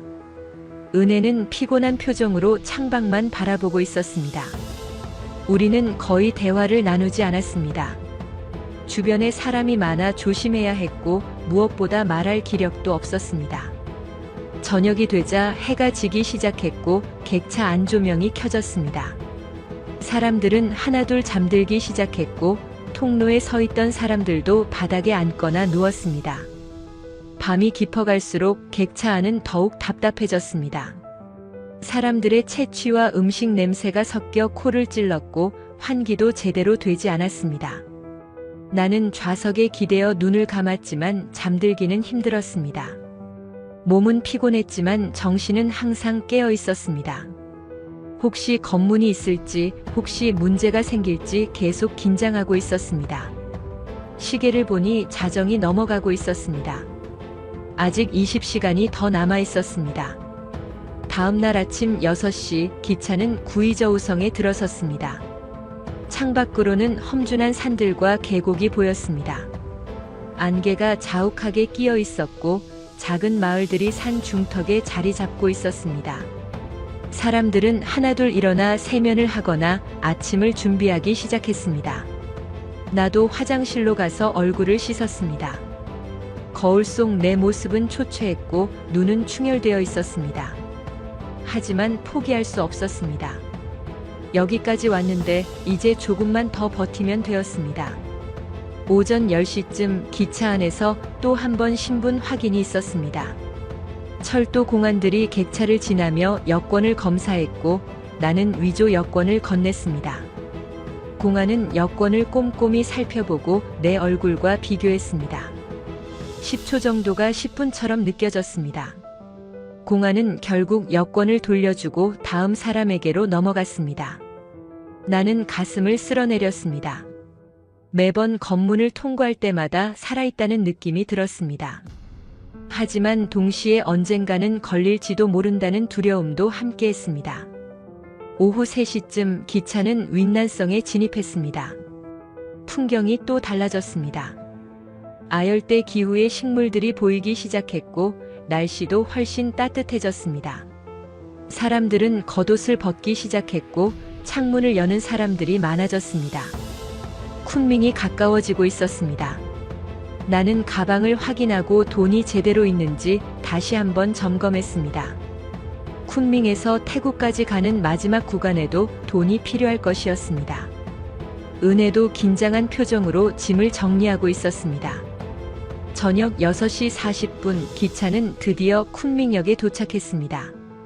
36시간의 긴 여정이 끝난 것이었습니다. 우리는 비틀거리며 플랫폼으로 내렸고 다리에 힘이 제대로 들어가지 않았습니다. 역 안은 사람들로 붐볐고 쿤밍의 더운 공기가 우리를 맞이했습니다. 우리는 출구로 향했고 밖으로 나가자 광장이 펼쳐졌습니다. 나는 주변을 둘러보며 빨간 모자를 쓴 남자를 찾기 시작했습니다. 그 남자가 우리를 태국으로 데려갈 마지막 브로커였습니다. 광장 한쪽에서 빨간 모자를 쓴 남자가 보였고 우리는 그에게 다가갔습니다.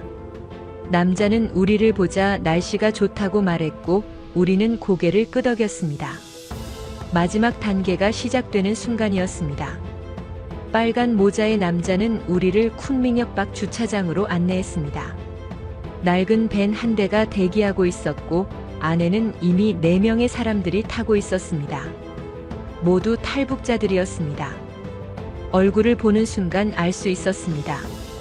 같은 두려움과 피로가 얼굴에 새겨져 있었으니까요. 우리는 밴에 올라탔고 좁은 공간에 6명이 빽빽하게 앉았습니다. 브로커는 라오스 국경까지 8시간 정도 걸린다고 말했습니다. 밤에 도착해서 새벽에 국경을 넘을 것이라고 했습니다. 밴은 쿤밍 시내를 벗어나 남쪽으로 향했습니다. 도시를 벗어나자 도로 상태가 점점 나빠졌고 포장되지 않은 비포장도로도 많았습니다. 밴은 덜컹거렸고 우리는 서로에게 부딪히며 흔들렸습니다. 창밖으로는 열대 식물들이 우거진 숲이 펼쳐졌고 가끔 작은 마을이 나타났다가 사라졌습니다. 함께 탄 탈북자들은 대부분 말이 없었습니다. 한 여성은 계속 기도를 하고 있었고 젊은 남자 한 명은 눈을 감고 있었지만 잠든 것 같지는 않았습니다. 해가 지기 시작할 무렵 배는 산길로 접어들었습니다. 구불구불한 산길을 오르며 배는 느리게 움직였고 엔진 소리가 거칠어졌습니다. 창밖으로는 깊은 계곡이 보였고 한번 실족하면 끝이라는 생각이 들었습니다. 브로커는 이 길이 국경 근처로 가는 유일한 길이라고 말했습니다.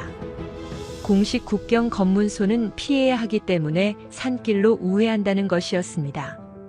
나는 손잡이를 꽉 쥐고 밖을 바라보지 않으려 애썼습니다. 밤 9시쯤 배는 작은 마을에 도착했습니다. 중국과 라오스 국경 근처의 소수민족 마을이었습니다. 브로커는 우리를 한 가옥으로 안내했고 거기서 새벽까지 기다려야 한다고 말했습니다. 가옥은 대나무와 나무로 지어진 전통 가옥이었고 바닥은 흙바닥이었습니다. 전기도 없었고 촛불 몇 개만이 어둠을 밝히고 있었습니다. 우리는 바닥에 앉아 서로를 바라보았습니다. 6명의 탈북자와 2명의 브로커. 모두가 같은 운명을 나누고 있었습니다. 1시간쯤 지나 마을 주민으로 보이는 남자가 음식을 가져왔습니다. 밥과 야채 볶음이었고 맛은 특이했지만 배가 고파 다들 열심히 먹었습니다. 식사를 마치고 브로커가 상황을 설명했습니다.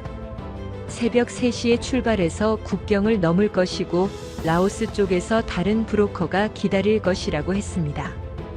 국경을 넘을 때는 절대 소리를 내면 안 되고 브로커의 지시에 정확히 따라야 한다고 강조했습니다. 만약 중국 국경 수비대나 라오스 경찰에 잡히면 모두 끝이라고 경고했습니다.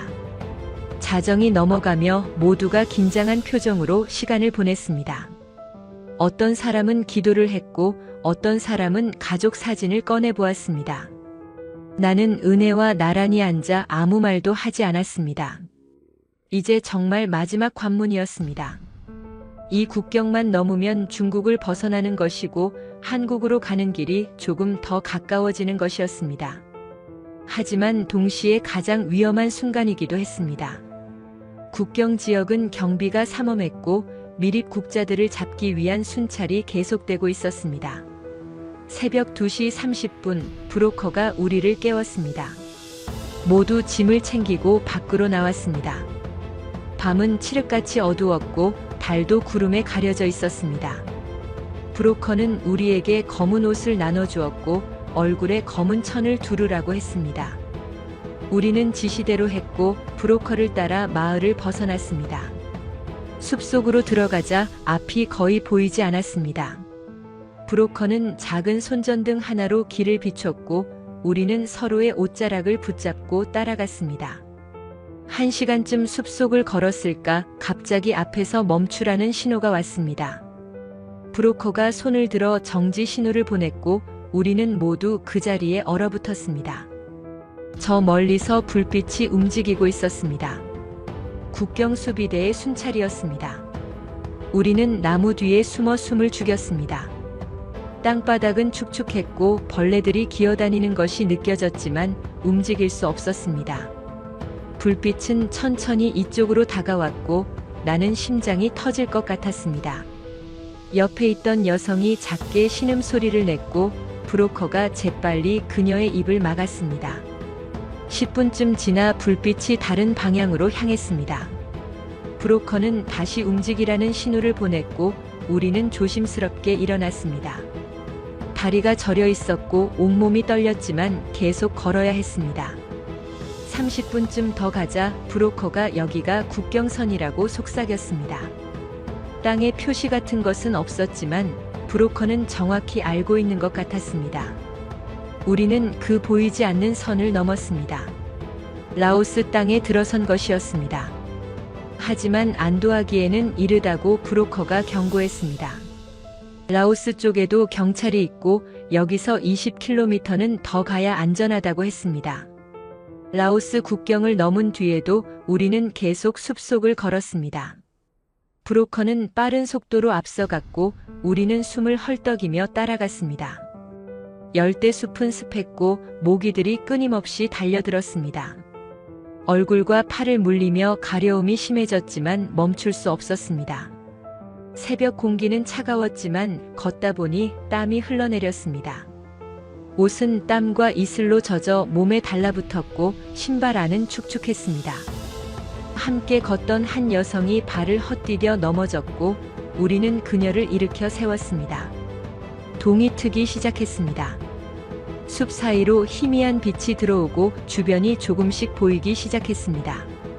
울창한 나무들과 덩굴들이 길을 가로막고 있었고 브로커는 칼로 길을 내며 앞서갔습니다. 새들이 지저귀기 시작했고 멀리서 원숭이 울음소리도 들렸습니다.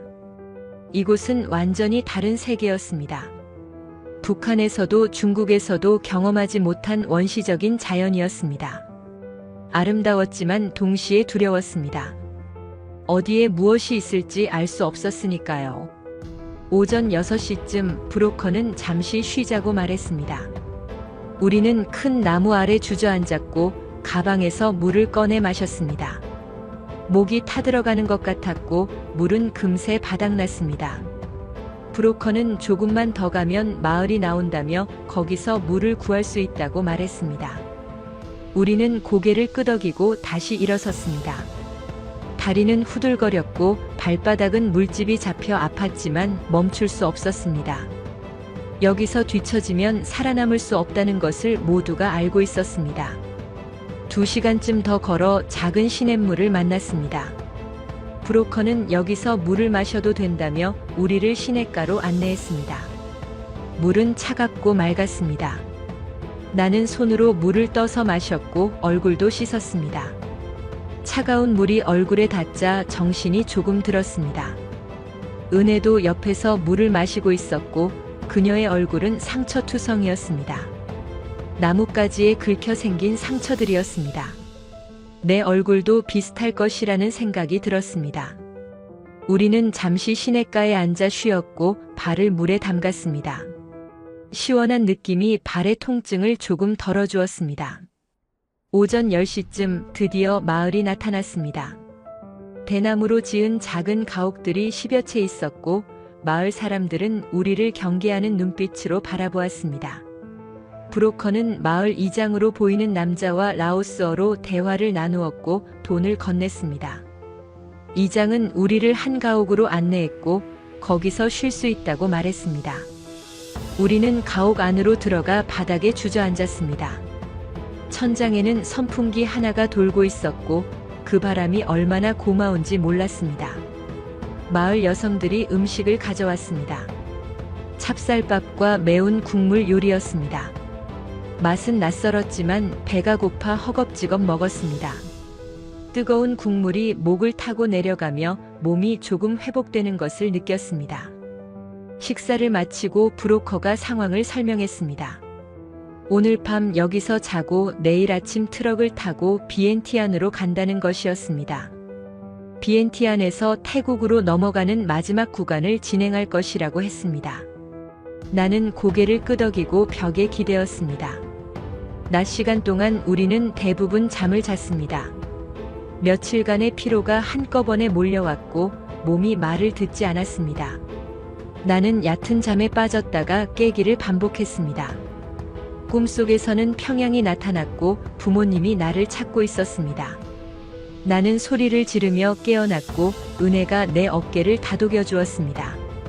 괜찮냐고 물었고 나는 고개를 끄덕였습니다. 하지만 괜찮지 않았습니다. 죄책감이 나를 짓눌렀고 과연 올바른 선택을 한 것인지 의문이 들었습니다. 저녁이 되자 마을 사람들이 다시 음식을 가져왔습니다. 이번에는 생선 구이와 야채였습니다. 우리는 조용히 식사를 했고 브로커는 내일 일정을 다시 확인했습니다. 새벽 5시에 출발해서 트럭을 타고 비엔티안까지 가는데 6시간쯤 걸린다고 했습니다. 비엔티안에서는 또 다른 브로커를 만나고 그날 밤 메콩강을 건너 태국으로 넘어간다는 계획이었습니다. 모든 것이 순조롭게 진행된다면 이틀 뒤에는 태국 땅을 밟을 수 있다는 것이었습니다. 밤이 되자 마을은 조용해졌습니다. 전기가 없어 어둠만이 마을을 감쌌고 가끔 개 짖는 소리와 벌레 우는 소리만 들렸습니다. 나는 가옥 밖으로 나가 하늘을 바라보았습니다. 별들이 쏟아질 듯 빛나고 있었고 은하수가 선명하게 보였습니다. 평양에서는 볼 수 없었던 광경이었습니다. 나는 별들을 보며 부모님을 생각했습니다. 지금쯤 나를 찾고 있을까? 아니면 이미 내가 탈북했다는 것을 알고 있을까? 보이부가 집에 찾아갔을까? 생각할수록 가슴이 아팠고 눈물이 흘러내렸습니다. 하지만 후회는 하지 않았습니다. 이것이 살아남는 유일한 길이었으니까요. 다음 날 새벽 5시 우리는 마을을 떠났습니다. 낡은 트럭 한 대가 마을 입구에 대기하고 있었고 짐칸에는 이미 짐들이 가득 실려 있었습니다. 우리는 그 짐들 사이에 숨어 앉았고 브로커가 천막으로 덮었습니다. 트럭은 덜컹거리며 출발했고 비포장도로의 울퉁불퉁한 길 때문에 우리는 계속 튕겨 올랐습니다. 좁은 공간에 6명이 웅크리고 앉아 있었고 숨 쉬기조차 힘들었습니다. 천막 틈새로 들어오는 햇빛만이 우리에게 시간이 흐르고 있다는 것을 알려주었습니다. 2시간쯤 지나 트럭이 검문소에 멈췄습니다. 밖에서 라오스어로 대화하는 소리가 들렸고 우리는 숨을 죽였습니다. 누군가 짐칸을 두드리는 소리가 들렸고 심장이 터질 듯 뛰었습니다. 천막이 조금 거쳐지는 소리가 났고 나는 눈을 꽉 감았습니다. 하지만 다행히 깊이 확인하지는 않았습니다. 곧 트럭은 다시 출발했고 우리는 안도의 한숨을 내쉬었습니다. 함께 있던 한 남자가 작게 기도하는 소리가 들렸고 모두가 같은 마음이었을 것입니다. 정오쯤 트럭은 포장도로로 진입했습니다. 길이 부드러워지자 조금 나아졌지만 여전히 좁고 답답했습니다. 열기가 천막 안에 갇혀 찜통 같았고 땀이 비오듯 흘러내렸습니다. 물은 이미 다 마셨고 목은 바짝 말라 있었습니다. 은혜는 고개를 떨구고 있었고 얼굴은 창백했습니다. 다른 사람들도 비슷한 상태였습니다. 우리는 서로를 바라보며 조금만 더 버티자는 눈빛을 교환했습니다. 말은 필요 없었습니다. 모두가 같은 생각이었으니까요. 오후 2시쯤 트럭이 멈췄습니다. 천막이 거쳐지고 브로커의 얼굴이 보였습니다. 내리라는 손짓을 했고 우리는 비틀거리며 트럭에서 내렸습니다. 다리에 힘이 제대로 들어가지 않았고 햇빛이 눈을 찔렀습니다. 주변을 보니 비엔티안 외곽의 한적한 지역이었습니다. 브로커는 우리를 근처의 작은 가게 뒤편으로 안내했고 거기서 물을 마실 수 있었습니다. 차가운 물이 목을 타고 넘어가자 살아나는 기분이었습니다. 나는 한 병을 다 마시고 또 한 병을 더 마셨습니다. 가게 주인이 우리를 작은 방으로 안내했습니다. 여기서 저녁까지 쉬고 밤에 다시 출발한다고 브로커가 말했습니다. 메콩강을 건너는 것은 밤에만 가능하다고 했습니다. 낮에는 경비가 너무 삼엄해서 위험하다는 것이었습니다. 우리는 방 안에 앉아 쉬었고 가게 주인이 가져온 쌀국수를 먹었습니다. 뜨거운 국물과 쫄깃한 면발이 기력을 회복시켜 주었습니다. 식사를 마치고 나는 벽에 기대 눈을 감았습니다. 이제 메콩강만 건너면 태국이었습니다. 거의 다 왔다는 생각에 가슴이 뛰었습니다. 저녁 7시쯤 브로커가 우리를 깨웠습니다. 이제 출발할 시간이라고 했습니다. 우리는 짐을 챙기고 가게 뒤편에 대기하고 있던 또 다른 차에 올랐습니다. 이번에는 작은 승합차였고 우리는 뒷좌석에 빽빽하게 앉았습니다. 차는 비엔티안 시내를 지나 메콩강 방향으로 향했습니다. 창밖으로 비엔티안의 거리가 보였고 저녁 시간이라 사람들이 많았습니다. 식당과 가게들이 불을 밝히고 있었고 일상적인 풍경이 펼쳐졌습니다. 나는 그 평범한 풍경을 부러운 눈으로 바라보았습니다. 30분쯤 달려 차는 강변 근처의 어두운 골목에 멈췄습니다. 브로커는 우리를 차에서 내리게 하고 조용히 따라오라고 했습니다.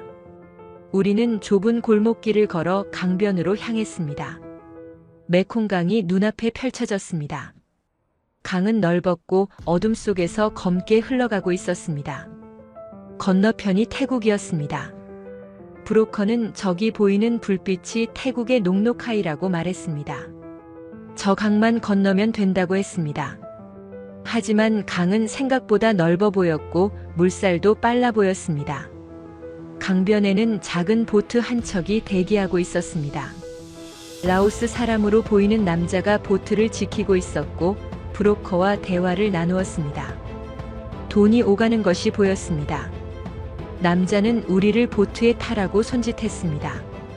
보트는 낡았고 좁았습니다. 6명이 타기에는 위태로워 보였습니다. 하지만 다른 선택은 없었습니다. 우리는 조심스럽게 보트에 올랐고 서로 꽉 붙어 앉았습니다. 보트가 흔들렸고 강물이 보트 안으로 조금 들어왔습니다. 보트는 출발했습니다. 노를 젓는 남자는 말없이 강을 건넜고 우리는 숨을 죽이고 앉아 있었습니다. 강물 소리만이 고요함을 깼습니다. 강 중간쯤 왔을 때 저 멀리서 순찰선의 불빛이 보였습니다. 남자는 재빨리 노를 멈추고 우리에게 몸을 낮추라고 손짓했습니다.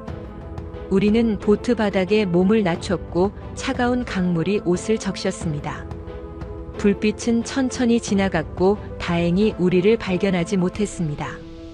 남자는 다시 노를 저었고 우리는 천천히 태국 쪽으로 다가갔습니다. 20분쯤 지나 보트는 태국 강변에 닿았습니다. 우리는 보트에서 내려 태국 땅을 밟았습니다. 그 순간 나는 무릎이 꺾이며 주저앉았습니다. 살았다는 안도감과 여기까지 왔다는 믿기지 않는 현실이 동시에 밀려왔습니다. 태국 강변에서 일어섰을 때 다리가 떨렸습니다. 브로커가 우리를 재촉했고 우리는 강변을 벗어나 어두운 길로 향했습니다. 젖은 옷이 몸에 달라붙어 불편했지만 신경 쓸 겨를이 없었습니다. 10분쯤 걸어 한 집 앞에 도착했고 브로커가 문을 두드렸습니다. 태국인 남자가 문을 열었고 우리를 안으로 들였습니다. 집 안은 좁았지만 따뜻했고 전기도 들어왔습니다. 오랜만에 제대로 된 불빛 아래 있다는 것이 낯설었습니다. 남자는 우리에게 마른 옷을 건네주었고 우리는 갈아입었습니다. 따뜻한 차도 내왔고 우리는 그것을 마시며 몸을 녹였습니다. 브로커는 여기서 이틀 정도 머물 것이라고 말했습니다. 태국 경찰의 단속을 피해야 하고 방콕으로 가는 준비가 필요하다고 했습니다. 방콕에서 한국 대사관으로 가면 보호를 받을 수 있다는 것이었습니다. 드디어 끝이 보이는 것 같았습니다. 방콕만 가면 한국으로 갈 수 있다는 희망이 생겼습니다. 그날 밤 우리는 제대로 잠을 잤습니다. 침대는 아니었지만 바닥에 요를 깔고 누웠고 천장이 있는 공간에서 잔다는 것만으로도 감사했습니다. 며칠간의 긴장과 피로가 한꺼번에 풀렸고 나는 깊은 잠에 빠졌습니다. 꿈을 꾸지 않았습니다. 그냥 어둠만이 있었고 그것이 오히려 평화로웠습니다. 아침에 일어났을 때 몸은 여전히 아팠지만 마음은 조금 가벼워진 것 같았습니다. 다음 날 아침 집 주인이 아침 식사를 준비해 주었습니다. 쌀밥과 카레 그리고 과일이었습니다. 태국 음식의 향신료 냄새가 강했지만 맛있었습니다. 배불리 먹고 나자 힘이 조금 났습니다. 브로커는 오늘은 쉬고 내일 밤 방콕으로 출발한다고 말했습니다. 방콕까지는 버스로 9시간쯤 걸린다고 했습니다. 우리는 고개를 끄덕이고 그날 하루를 집안에서 보냈습니다. 밖에 나갈 수는 없었습니다. 태국 경찰에 걸리면 문제가 생길 수 있었으니까요. 낮 시간 동안 나는 은혜와 조용히 대화를 나누었습니다. 여기까지 오느라 얼마나 힘들었는지, 앞으로 한국에 가면 무엇을 하고 싶은지 이야기했습니다. 은혜는 한국에 가면 제대로 된 일자리를 구하고 싶다고 말했습니다. 북한에서는 할 수 없었던 자유로운 삶을 살고 싶다고 했습니다. 나도 같은 마음이었습니다. 평양에서의 특권도 의미가 없었습니다. 진짜 자유가 무엇인지 이제야 알 것 같았습니다. 우리는 서로를 격려하며 조금만 더 버티자고 다짐했습니다. 저녁이 되자 집 주인이 다시 음식을 가져왔습니다. 볶음밥과 국물 요리였습니다. 우리는 조용히 식사를 했고 내일을 준비했습니다. 브로커는 방콕에 도착하면 한국 대사관 근처까지 데려다 줄 것이고 거기서부터는 우리 스스로 대사관을 찾아가야 한다고 말했습니다. 대사관에 들어가면 탈북자 신분을 밝히고 보호를 요청하면 된다고 했습니다. 그러면 한국으로 갈 수 있는 절차가 시작된다고 했습니다. 나는 그 말을 들으며 가슴이 두근거렸습니다. 정말 한국에 갈 수 있다는 것이 실감났습니다. 다음 날 저녁 6시 우리는 집을 나섰습니다. 브로커가 부른 택시를 타고 녹록하이의 버스 터미널로 갔습니다. 터미널은 사람들로 붐볐고 우리는 그들 사이에 섞여 방콕행 버스를 기다렸습니다. 버스가 도착하고 우리는 뒷좌석에 앉았습니다. 브로커는 우리와 멀찌감치 떨어진 자리에 앉았습니다. 혹시 모를 상황에 대비해서였습니다. 버스는 정시에 출발했고 우리는 방콕을 향해 남쪽으로 내려갔습니다. 밤새 버스는 달렸습니다. 나는 창밖을 바라보며 태국의 야경을 지켜보았습니다. 도시를 지날 때마다 화려한 불빛들이 보였고 고속도로를 달릴 때는 어둠만이 펼쳐졌습니다. 은혜는 옆에서 잠들어 있었고 나는 잠들 수 없었습니다. 너무 많은 생각이 머릿속을 맴돌았습니다. 평양의 부모님, 함께 탈북한 사람들, 그리고 앞으로의 살. 모든 것이 불확실했지만 한 가지는 확실했습니다. 나는 살아남았고 곧 한국에 갈 것이라는 것이었습니다. 다음 날 새벽 4시쯤 버스는 방콕에 도착했습니다. 도시는 아직 잠들어 있었고 거리는 조용했습니다. 우리는 버스에서 내려 브로커를 따라 택시를 탔습니다. 택시는 방콕 시내를 달렸고 30분쯤 지나 한 지역에서 멈췄습니다. 브로커는 여기서 내리면 된다고 말했습니다. 저기 보이는 건물이 한국 대사관이라고 손가락으로 가리켰습니다. 우리는 고개를 끄덕이고 택시에서 내렸습니다. 브로커는 행운을 빈다는 말을 남기고 택시를 타고 사라졌습니다.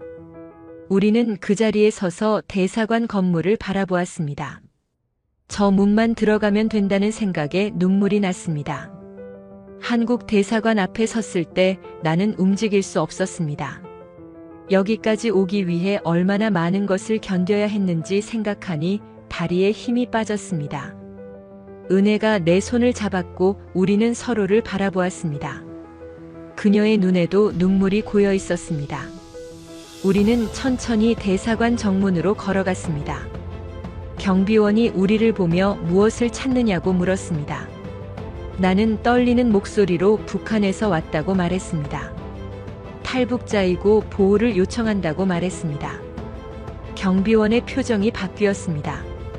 그는 잠시 기다리라고 하고는 어디론가 연락을 했습니다. 5분쯤 지나 대사관 직원 한 명이 나왔습니다. 그는 우리를 안으로 안내하며 괜찮다고 말했습니다. 이제 안전하다고 했습니다. 그 말을 듣는 순간 나는 주저앉아 울음을 터뜨렸습니다. 그동안 참았던 모든 감정이 한꺼번에 쏟아져 나왔습니다. 두려움, 죄책감, 안도감, 슬픔, 모든 것이 뒤섞여 눈물로 흘러나왔습니다. 은혜도 옆에서 함께 울고 있었습니다. 대사관 안으로 들어가자 직원들이 우리를 맞이했습니다. 따뜻한 물과 음식을 주었고 쉴 수 있는 방으로 안내했습니다. 우리는 간단하게 씻고 깨끗한 옷으로 갈아입었습니다. 거울을 보니 낯선 사람이 서 있었습니다. 여윈 얼굴, 상처투성이 피부, 그리고 두려움이 사라지지 않은 눈빛. 하지만 살아있었습니다. 그것만으로도 감사했습니다. 나는 거울 속 나를 보며 잘 버텼다고 속삭였습니다. 오전 9시쯤 영사 담당 직원이 우리를 면담했습니다. 신원 확인과 탈북 경위를 물었고 우리는 솔직하게 모든 것을 말했습니다. 평양에서의 삶, 리설주의 비밀병원 방문, 명단 유출 사건, 그리고 탈북 결심부터 여기까지 오는 과정까지. 직원은 조용히 듣고 있었고 가끔 고개를 끄덕였습니다. 면담은 2시간 정도 진행되었고 직원은 이제 한국으로 가는 절차를 시작할 것이라고 말했습니다. 태국 정부와 협의가 필요하고 신원 확인에 시간이 걸릴 수 있다고 했습니다. 며칠간 우리는 대사관 안에서 머물렀습니다. 작은 방이었지만 안전했고 따뜻했습니다. 하루 3끼를 제공받았고 필요한 것들을 지원받았습니다. 의료진이 와서 건강검진도 해주었습니다. 영양실조와 탈수 증상이 있었지만 큰 문제는 없다고 했습니다. 며칠 푹 쉬면 회복될 것이라고 했습니다. 나는 침대에 누워 천장을 바라보며 여기까지의 여정을 떠올렸습니다. 믿기지 않았습니다. 정말 해냈다는 것이. 일주일쯤 지나 직원이 좋은 소식을 가져왔습니다. 한국행 비행기 티켓이 준비되었고 사흘 뒤 출발한다는 것이었습니다. 인천공항에 도착하면 통일부 직원들이 기다리고 있을 것이고 하나원에서 정착 교육을 받게 된다고 설명했습니다. 우리는 감격해서 서로를 안았습니다. 드디어 한국에 간다는 것이 실감났습니다. 그동안 꿈꿔왔던 자유의 땅에 드디어 발을 디딜 수 있다는 것이었습니다. 출발 전날 밤 나는 잠들 수 없었습니다. 내일이면 한국에 간다는 생각에 가슴이 두근거렸습니다. 하지만 동시에 부모님 생각이 났습니다. 나를 낳아 키워주신 분들, 평양에서 나를 위해 모든 것을 해주신 분들. 나는 그분들을 버리고 왔습니다. 이 죄책감은 평생 나를 따라다닐 것이었습니다. 하지만 후회하지는 않았습니다. 이것이 살아남는 길이었고 나는 살기로 선택했으니까요. 나는 창밖을 바라보며 부모님이 이해해 주시기를 바랐습니다. 출발 당일 아침 우리는 대사관 직원들과 작별 인사를 나누었습니다. 그들은 우리를 격려해 주었고 한국에서 행복하게 살라고 말했습니다. 우리는 감사하다는 말을 반복했습니다. 이 사람들의 도움이 없었다면 우리는 여기까지 올 수 없었을 것입니다. 대사관 차량이 우리를 공항으로 데려다 주었고 우리는 수완나품 공항에 도착했습니다. 거대한 공항 건물을 보며 나는 새로운 세계로 들어간다는 것을 느꼈습니다. 탑승 수속을 마치고 우리는 게이트로 향했습니다. 비행기는 오후 1시에 출발 예정이었습니다. 대기실에 앉아 창밖을 바라보며 나는 지난 2달을 떠올렸습니다. 평양을 떠난 것이 불과 2달 전이었지만 마치 몇 년이 지난 것 같았습니다.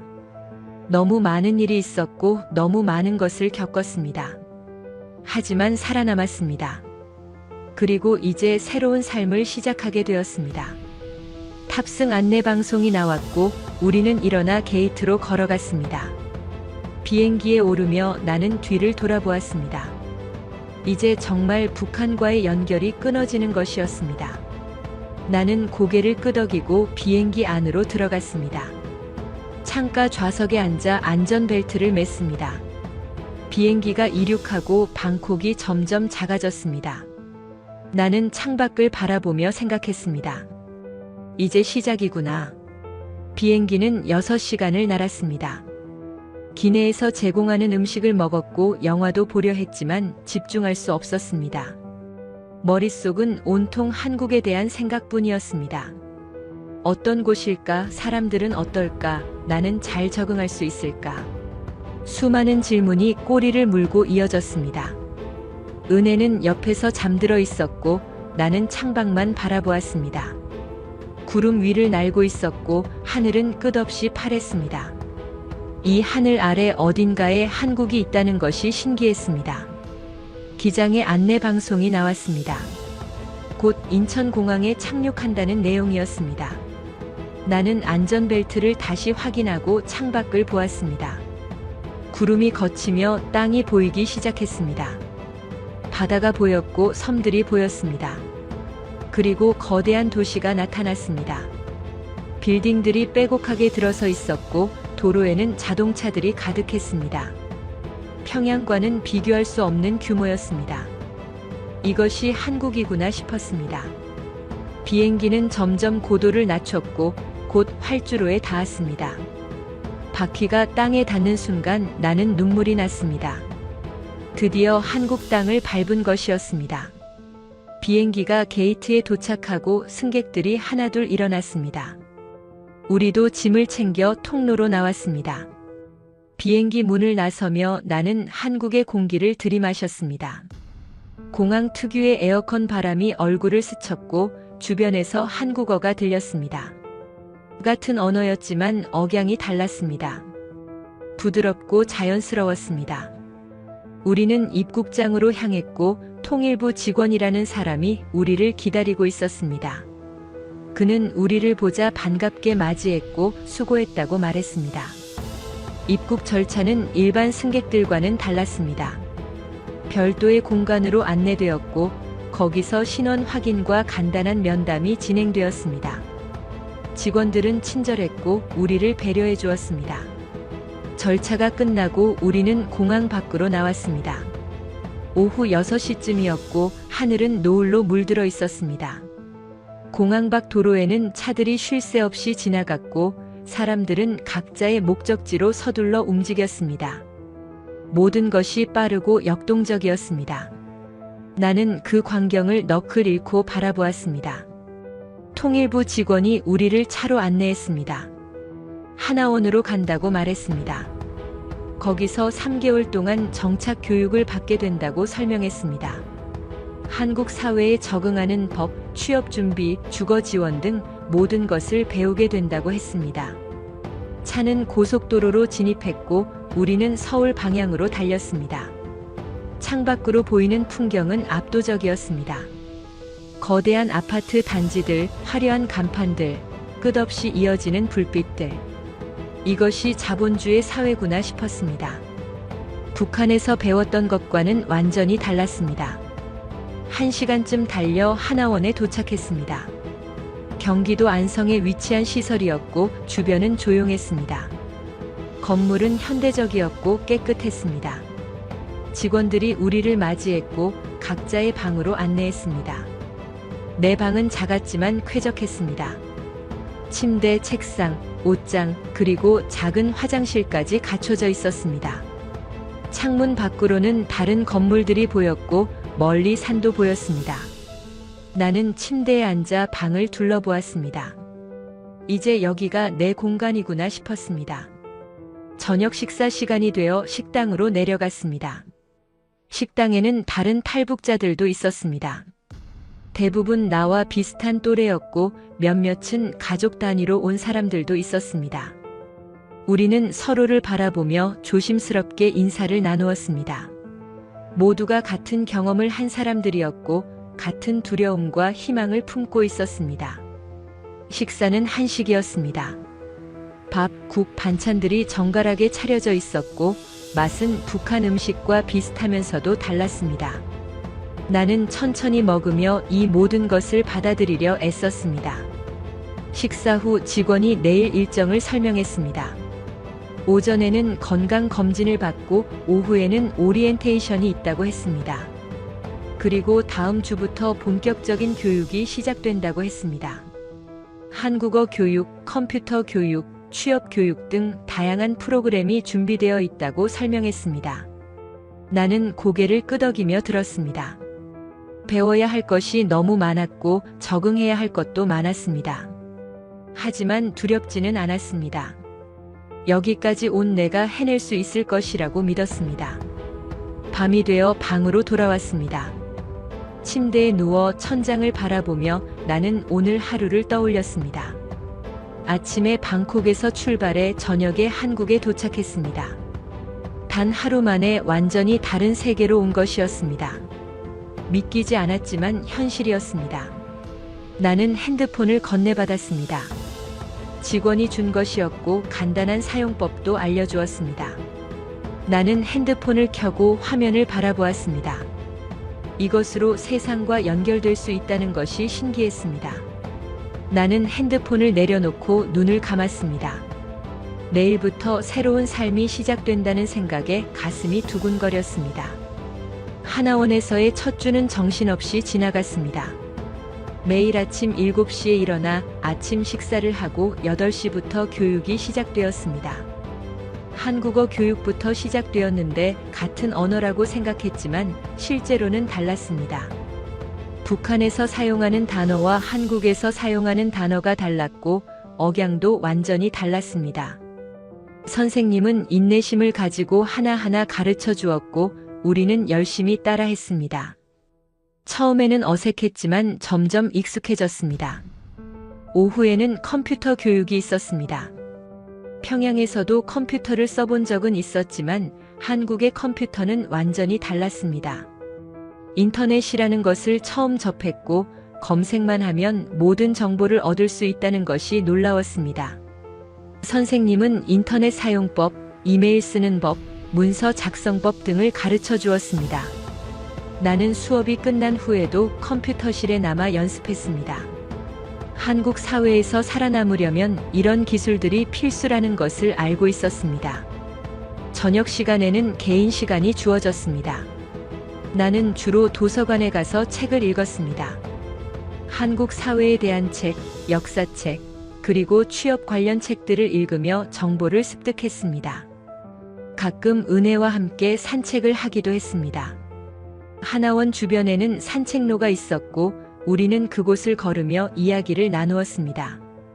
앞으로의 계획하고 싶은 일, 그리고 가끔은 북한에 두고 온 가족들에 대해서도 이야기했습니다. 그럴 때마다 가슴이 아팠지만 서로를 위로하며 버텼습니다. 둘째 주부터는 한국 사회 적응 교육이 본격적으로 시작되었습니다. 은행 이용법, 대중교통 이용법, 병원 가는 법, 관공서 이용법 등 생활에 필요한 모든 것을 배웠습니다. 선생님들은 실제 사례를 들어가며 설명해 주었고 우리는 열심히 메모했습니다.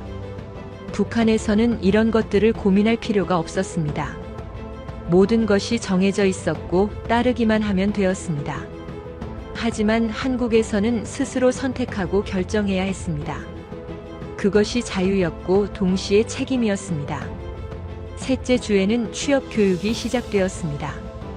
이력서 쓰는 법, 면접 보는 법, 직장 예절 등을 배웠습니다. 상담 선생님과 1:1 면담도 있었고 나는 내가 하고 싶은 일에 대해 이야기했습니다. 평양에서 통역 일을 했기 때문에 언어와 관련된 일을 하고 싶다고 말했습니다. 선생님은 그것도 좋지만 우선은 한국 사회에 적응하는 것이 중요하다고 조언했습니다. 처음부터 너무 높은 목표를 세우지 말고 작은 것부터 시작하라고 했습니다. 나는 고개를 끄덕이며 조언을 받아들였습니다. 넷째 주가 되자 점점 하나원 생활에 익숙해졌습니다. 아침마다 같은 시간에 일어나고 같은 일과를 반복했습니다. 동기들과도 친해졌고 서로의 이야기를 나누며 공감했습니다. 모두가 각자의 사연을 가지고 있었고 각자의 아픔을 안고 있었습니다. 하지만 모두가 새로운 삶을 향한 희망을 가지고 있었습니다. 우리는 서로를 응원하며 힘을 냈고 함께 울고 웃었습니다. 이곳에서 만난 사람들은 단순한 동기가 아니라 같은 운명을 나눈 동지였습니다. 다섯째 주에는 외부 체험 학습이 있었습니다. 서울로 나가 실제 한국 사회를 경험하는 시간이었습니다. 우리는 버스를 타고 서울 시내로 갔고 명동 거리를 걸었습니다. 사람들로 붐비는 거리, 화려한 간판들, 쇼핑하는 사람들, 거리 공연을 하는 사람들까지 모든 것이 신기했습니다. 나는 한 카페에 들어가 커피를 주문했습니다. 메뉴판을 보며 어떤 것을 시켜야 할지 몰라 당황했지만 직원이 친절하게 추천해 주었습니다. 커피를 마시며 창밖을 바라보았습니다. 이것이 자유구나 싶었습니다. 저녁에는 남산타워에 올랐습니다. 전망대에서 바라본 서울의 야경은 숨이 막힐 정도로 아름다웠습니다. 끝없이 펼쳐진 불빛들과 한강을 가로지르는 다리들, 그리고 멀리 보이는 산들까지. 나는 그 광경을 보며 눈물이 났습니다. 내가 정말 여기 있구나. 내가 정말 한국에 왔구나 싶었습니다. 은혜가 옆에서 내 손을 잡았고 우리는 아무 말 없이 야경을 바라보았습니다.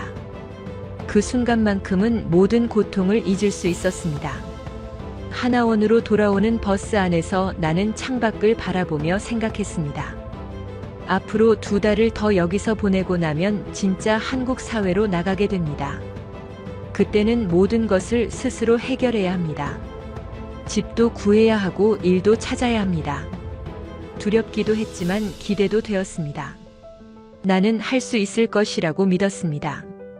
여기까지 온 내가 못 해낼 것은 없다고 생각했습니다. 버스는 어둠 속을 달렸고 나는 조용히 다짐했습니다. 잘 살아보자고, 후회 없이 살아보자고. 3개월이 빠르게 지나갔습니다.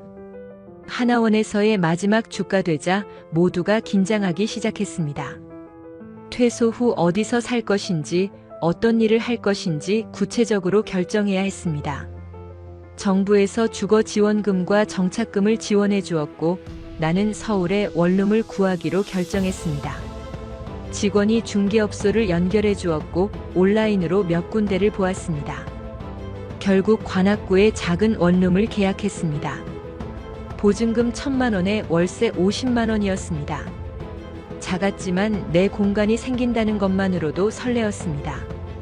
취업은 아직 정하지 못했습니다. 상담 선생님은 우선 정착하면서 천천히 찾아보라고 조언했습니다. 급하게 정하기보다는 내게 맞는 일을 찾는 것이 중요하다고 했습니다. 정부 지원으로 6개월 정도는 생활할 수 있었고 그 사이에 일자리를 구하면 된다고 했습니다. 나는 고개를 끄덕이며 계획을 세웠습니다. 우선은 한국 사회에 적응하고 언어를 더 익히고 그 다음에 본격적으로 취업 준비를 하기로 했습니다. 퇴소 전날 밤 동기들과 작별 모임을 가졌습니다. 3개월 동안 함께 생활하며 정이 많이 들었습니다. 서로의 연락처를 교환하고 자주 연락하자고 약속했습니다. 은혜는 인천에 정착하기로 했고 우리는 주말마다 만나기로 했습니다. 다른 동기들도 각자의 목적지가 있었습니다. 부산, 대구, 광주 등 전국으로 흩어지게 되었습니다. 우리는 서로를 안아주며 잘 살자고 응원했습니다. 모두의 눈에는 눈물이 고여 있었습니다. 퇴소 당일 아침 나는 짐을 챙겼습니다. 가방 하나가 전부였습니다. 하나원에서 지급받은 옷가지와 생활용품, 그리고 교육 자료들을 넣었습니다. 방을 둘러보며 지난 3개월을 떠올렸습니다. 이곳에서 많은 것을 배웠고 많이 성장했습니다. 북한 사람에서 한국 사람으로 변화하는 시간이었습니다. 나는 방문을 닫고 복도를 걸었습니다. 식당에서 마지막 아침 식사를 하고 현관으로 향했습니다. 직원들이 우리를 배웅해 주었고 잘 살라는 말을 건넸습니다. 하나원 정문을 나서는 순간 묘한 기분이 들었습니다. 자유로웠지만 동시에 막막했습니다. 이제부터는 정말 혼자였습니다. 모든 것을 스스로 해결해야 했습니다. 택시를 타고 서울로 향했습니다. 고속도로를 달리며 나는 창밖을 바라보았습니다. 여름의 풍경이 펼쳐졌고 하늘은 맑았습니다.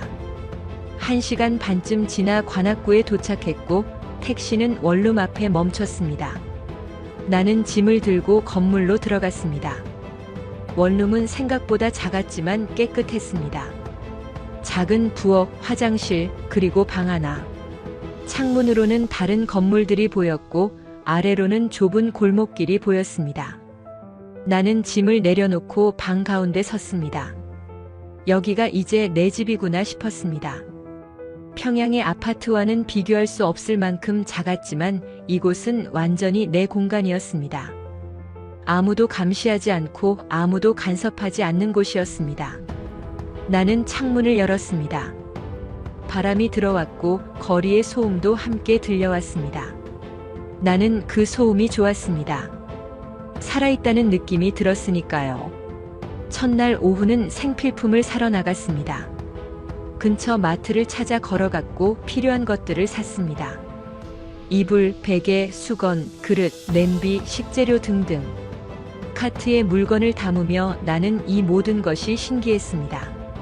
마음대로 고르고 마음대로 살 수 있다는 것이. 계산을 하고 짐을 들고 원룸으로 돌아왔습니다. 무거웠지만 기분은 좋았습니다. 원룸에 돌아와 물건들을 정리하며 집을 꾸몄습니다. 작은 공간이지만 점점 내 집 같아졌습니다. 저녁에는 라면을 끓여 먹었습니다. 북한에서도 라면을 먹어봤지만 한국 라면은 달랐습니다. 맛도 다르고 면발도 달랐습니다. 나는 뜨거운 라면을 후루룩 먹으며 눈물이 났습니다. 이 작은 행복이 얼마나 소중한지 알고 있었습니다. 여기까지 오기 위해 얼마나 많은 것을 겪었는지 알고 있었습니다. 라면 한 그릇을 자유롭게 끓여 먹을 수 있다는 것, 그것만으로도 감사했습니다. 식사를 마치고 설거지를 했습니다. 창밖으로는 어둠이 내려앉고 있었고 건물들의 불빛이 하나씩 켜지기 시작했습니다. 밤이 되어 이불을 펴고 누웠습니다. 천장을 바라보며 나는 오늘 하루를 정리했습니다. 하나원을 나와 서울에 도착했고 내 집에 짐을 풀었습니다. 이제 진짜 한국에서의 삶이 시작되는 것이었습니다. 앞으로 무슨 일이 생길지 알 수 없었습니다. 어려움도 있을 것이고 힘든 순간도 있을 것이었습니다. 하지만 나는 할 수 있을 것이라고 믿었습니다. 북한에서 탈출해 여기까지 온 내가 못 해낼 것은 없다고 생각했습니다. 나는 눈을 감았습니다. 내일부터 새로운 하루가 시작될 것이었습니다. 나는 준비되어 있었습니다. 서울에서의 첫 달은 적응의 연속이었습니다. 매일 아침 일어나 새로운 것들과 마주했습니다. 지하철 타는 법을 익혔고 버스 노선도 외웠습니다. 처음에는 교통카드 찍는 것조차 낯설었지만 점점 익숙해졌습니다. 마트에서 장을 보고 은행에서 업무를 처리하고 구청에 필요한 서류를 제출했습니다. 하나원에서 배운 것들을 실제로 적용하는 시간이었고 때로는 실수도 했지만 하나씩 배워갔습니다. 동네를 탐험하며 주변을 익혔습니다. 근처에 작은 시장이 있었고 저렴한 식재료를 살 수 있었습니다. 도서관도 찾았고 거기서 책을 빌려 읽었습니다. 한국 사회를 이해하기 위해 신문도 읽고 뉴스도 봤습니다. 북한에서는 접할 수 없었던 정보들이 넘쳐났고 나는 스펀지처럼 흡수했습니다. 세상이 이렇게 넓고 다양하다는 것을 알아가는 것이 즐거웠습니다. 은혜와는 주말마다 만났습니다. 그녀는 인천에서 식당 아르바이트를 시작했다고 했습니다. 힘들지만 돈을 벌 수 있어서 좋다고 말했습니다. 우리는 카페에서 커피를 마시며 근황을 나누었습니다. 서로의 어려움을 이야기하고 조언을 주고받았습니다. 가끔은 북한에 두고 온 가족들 이야기도 했습니다. 그럴 때마다 가슴이 아팠지만 서로를 위로하며 버텼습니다. 우리는 여기서 잘 살아서 언젠가 다시 만날 수 있기를 희망했습니다. 9월 중순, 나는 본격적으로 일자리를 찾기 시작했습니다. 취업 포털 사이트에 가입하고 이력서를 작성했습니다. 탈북자 지원센터에서도 일자리 정보를 얻었습니다. 처음에는 높은 목표를 세웠지만 현실은 달랐습니다. 학력과 경력을 인정받기 어려웠고 한국 사회 경험이 없다는 것이 큰 장벽이었습니다. 나는 조금씩 목표를 낮췄습니다. 우선은 경험을 쌓는 것이 중요하다고 생각했습니다. 몇 군데 면접을 봤지만 번번이 떨어졌습니다. 탈북자라는 것을 밝히면 분위기가 달라지는 것을 느꼈습니다.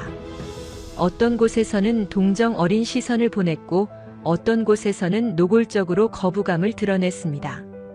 낙담하기도 했지만 포기하지 않았습니다. 수십 군데의 지원서를 냈고 계속 면접을 봤습니다. 그러던 중 작은 무역회사에서 연락이 왔습니다. 중국어와 영어를 할 수 있다는 점이 긍정적으로 평가되었다고 했습니다. 면접은 생각보다 순조로웠습니다. 사장님은 오히려 탈북자라는 점에 관심을 보였고 중국 경험이 있다는 것을 긍정적으로 봤습니다. 업무는 중국 거래처와의 연락을 담당하는 것이었고 서류 작업도 포함되어 있었습니다. 급여는 높지 않았지만 시작으로는 괜찮다고 생각했습니다. 며칠 후 합격 통보를 받았고 다음 주 월요일부터 출근하라고 했습니다. 나는 전화를 끊고 소리를 질렀습니다. 드디어 일자리를 구한 것이었습니다. 첫 출근 전날 밤 나는 긴장해서 잠을 이루지 못했습니다. 정장을 다시 확인하고 출근 경로를 반복해서 외웠습니다. 실수하지 않으려고 마음먹었고 최선을 다하겠다고 다짐했습니다. 아침에 일어나 준비를 하고 집을 나섰습니다. 지하철을 타고 회사가 있는 구로디지털단 지역으로 향했습니다. 출근 시간이라 사람들로 붐볐고 나는 그들 사이에 섞여 움직였습니다. 회사 건물 앞에 도착해 심호흡을 했습니다. 나는 할 수 있을 것이라고 스스로에게 말했습니다. 회사에 들어가 동료들에게 인사를 했습니다. 모두 친절하게 맞아주었고 업무를 가르쳐 주었습니다. 처음에는 낯설고 어려웠지만 집중해서 배웠습니다. 점심시간에 동료들과 식당에 갔고 함께 식사를 하며 이야기를 나누었습니다. 그들은 내게 궁금한 것들을 조심스럽게 물었고 나는 편한 범위 내에서 대답했습니다. 북한 이야기를 하면 신기해하는 사람도 있었고 안타까워하는 사람도 있었습니다. 하지만 모두 나를 동료로 대해주었고 그것만으로도 감사했습니다. 첫 출근을 마치고 집으로 돌아오는 길 나는 뿌듯함을 느꼈습니다. 한국 사회의 일원이 되어가고 있다는 느낌이 들었습니다. 그로부터 1년 반이 지났습니다. 지금은 2025년 12월이고 나는 여전히 그 회사에서 일하고 있습니다. 처음에는 단순한 업무만 맡았지만 이제는 더 많은 책임을 맡고 있습니다. 중국 거래처와의 직접 미팅도 진행하고 계약서 검토도 합니다. 급여도 올랐고 생활은 안정되었습니다. 원룸에서 작은 투룸으로 이사했고 가구도 하나씩 장만했습니다. 작지만 아늑한 내 공간이 생겼습니다. 한국어도 많이 늘었습니다. 처음에는 어색했던 억양도 자연스러워졌고 신조어나 은어도 이해할 수 있게 되었습니다. 동료들과 농담도 주고받고 회식 자리에서도 편하게 대화합니다. 물론 가끔은 문화적 차이 때문에 당황할 때도 있지만 그런 순간들마저 배움의 기회라고 생각합니다. 북한 사람에서 한국 사람으로 변화하는 과정은 아직도 진행 중이지만 많이 가까워졌다고 느낍니다. 은혜는 지금 인천에서 작은 식당을 운영하고 있습니다.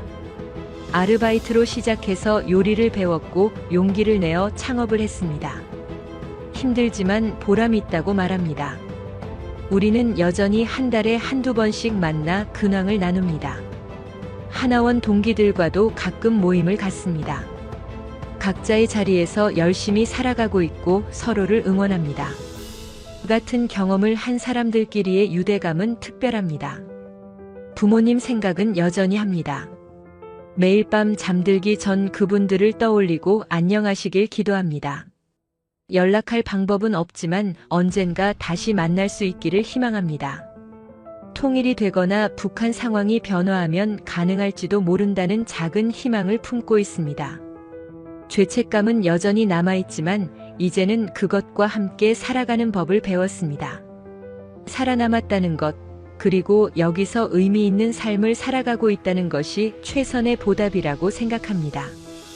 한국 생활에서 가장 감사한 것은 자유입니다. 말하고 싶은 것을 말할 수 있고 가고 싶은 곳에 갈 수 있습니다. 읽고 싶은 책을 읽고 보고 싶은 영화를 봅니다. 누가 나를 감시하지 않고 내 생각을 검열하지 않습니다. 이 모든 것이 당연해 보이지만 나에게는 기적 같은 일입니다. 북한에서는 상상조차 할 수 없었던 삶을 살고 있습니다. 물론 완벽하지는 않습니다. 경쟁도 치열하고 외로울 때도 있습니다. 하지만 그럼에도 불구하고 이곳에서의 삶을 선택한 것을 후회하지 않습니다. 최근에는 탈북자 정착 지원 봉사 활동을 시작했습니다. 새로 한국에 온 탈북자들에게 내 경험을 나누고 조언을 해줍니다. 그들의 두려움과 혼란을 이해하기 때문에 더 구체적인 도움을 줄 수 있습니다. 누군가에게 도움이 된다는 것이 보람있고 내가 겪은 고통이 의미를 갖는다는 느낌이 듭니다. 작은 방식이지만 사회에 기여하고 있다는 생각에 뿌듯합니다. 평양에서의 삶을 완전히 잊은 것은 아닙니다. 가끔 꿈속에서 대동강변을 걷거나 어릴 적 살던 집이 나타나기도 합니다. 그럴 때마다 복잡한 감정이 밀려옵니다. 그리움과 슬픔, 그리고 해방감이 뒤섞입니다. 북한은 내 과거이고 한국은 내 현재이자 미래입니다. 두 가지를 모두 안고 살아가는 것이 내 정체성이 되었습니다.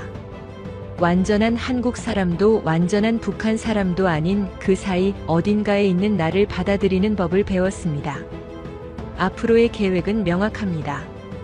이 회사에서 경력을 더 쌓고 전문성을 키우고 싶습니다.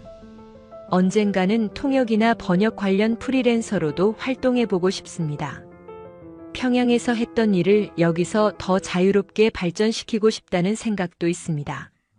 그리고 언젠가 여유가 생기면 대학원에 진학해 공부도 더 하고 싶습니다. 꿈은 많고 가능성도 무한합니다. 이것이 자유의 가장 큰 선물입니다. 오늘도 나는 출근을 합니다. 지하철을 타고 회사로 향하며 창밖을 바라봅니다. 서울의 겨울 풍경이 펼쳐지고 사람들은 각자의 삶을 살아갑니다. 나도 그들 중 하나입니다. 특별할 것 없는 평범한 직장인이지만 나에게는 이 평범함이 기적입니다. 2023년 2월 평양을 떠난 그날을 생각하면 믿기지 않습니다. 그때의 나와 지금의 나는 완전히 다른 사람 같습니다. 하지만 동시에 같은 사람입니다. 살아남았고 계속 나아가고 있습니다. 앞으로도 그럴 것입니다. 이것이 내 이야기이고 이것이 탈북자 박미선의 삶입니다. 아니, 이제는 그냥 미선입니다. 한국에서 살아가는 평범한 33세 여성. 그것으로 충분합니다. 지금 저는 대한민국에서 평범한 삶을 살고 있습니다. 탈북 과정의 두려움은 이제 추억이 되었고 매일 아침 자유롭게 눈을 뜨는 것에 감사합니다. 리설주의 비밀병원에서 본 그 명단이 제 인생을 바꿨습니다. 하지만 후회하지 않습니다. 그 선택 덕분에 지금 여기 있으니까요. 탈북을 고민하는 분들이 계시다면 말씀드리고 싶습니다. 쉽지 않지만 불가능하지도 않습니다. 그리고 여기 도착하면 도와줄 사람들이 있습니다. 구독과 좋아요는 탈북자들의 이야기를 세상에 알리는 데 큰 힘이 됩니다. 여러분의 관심이 우리에게는 큰 용기가 됩니다. 감사합니다.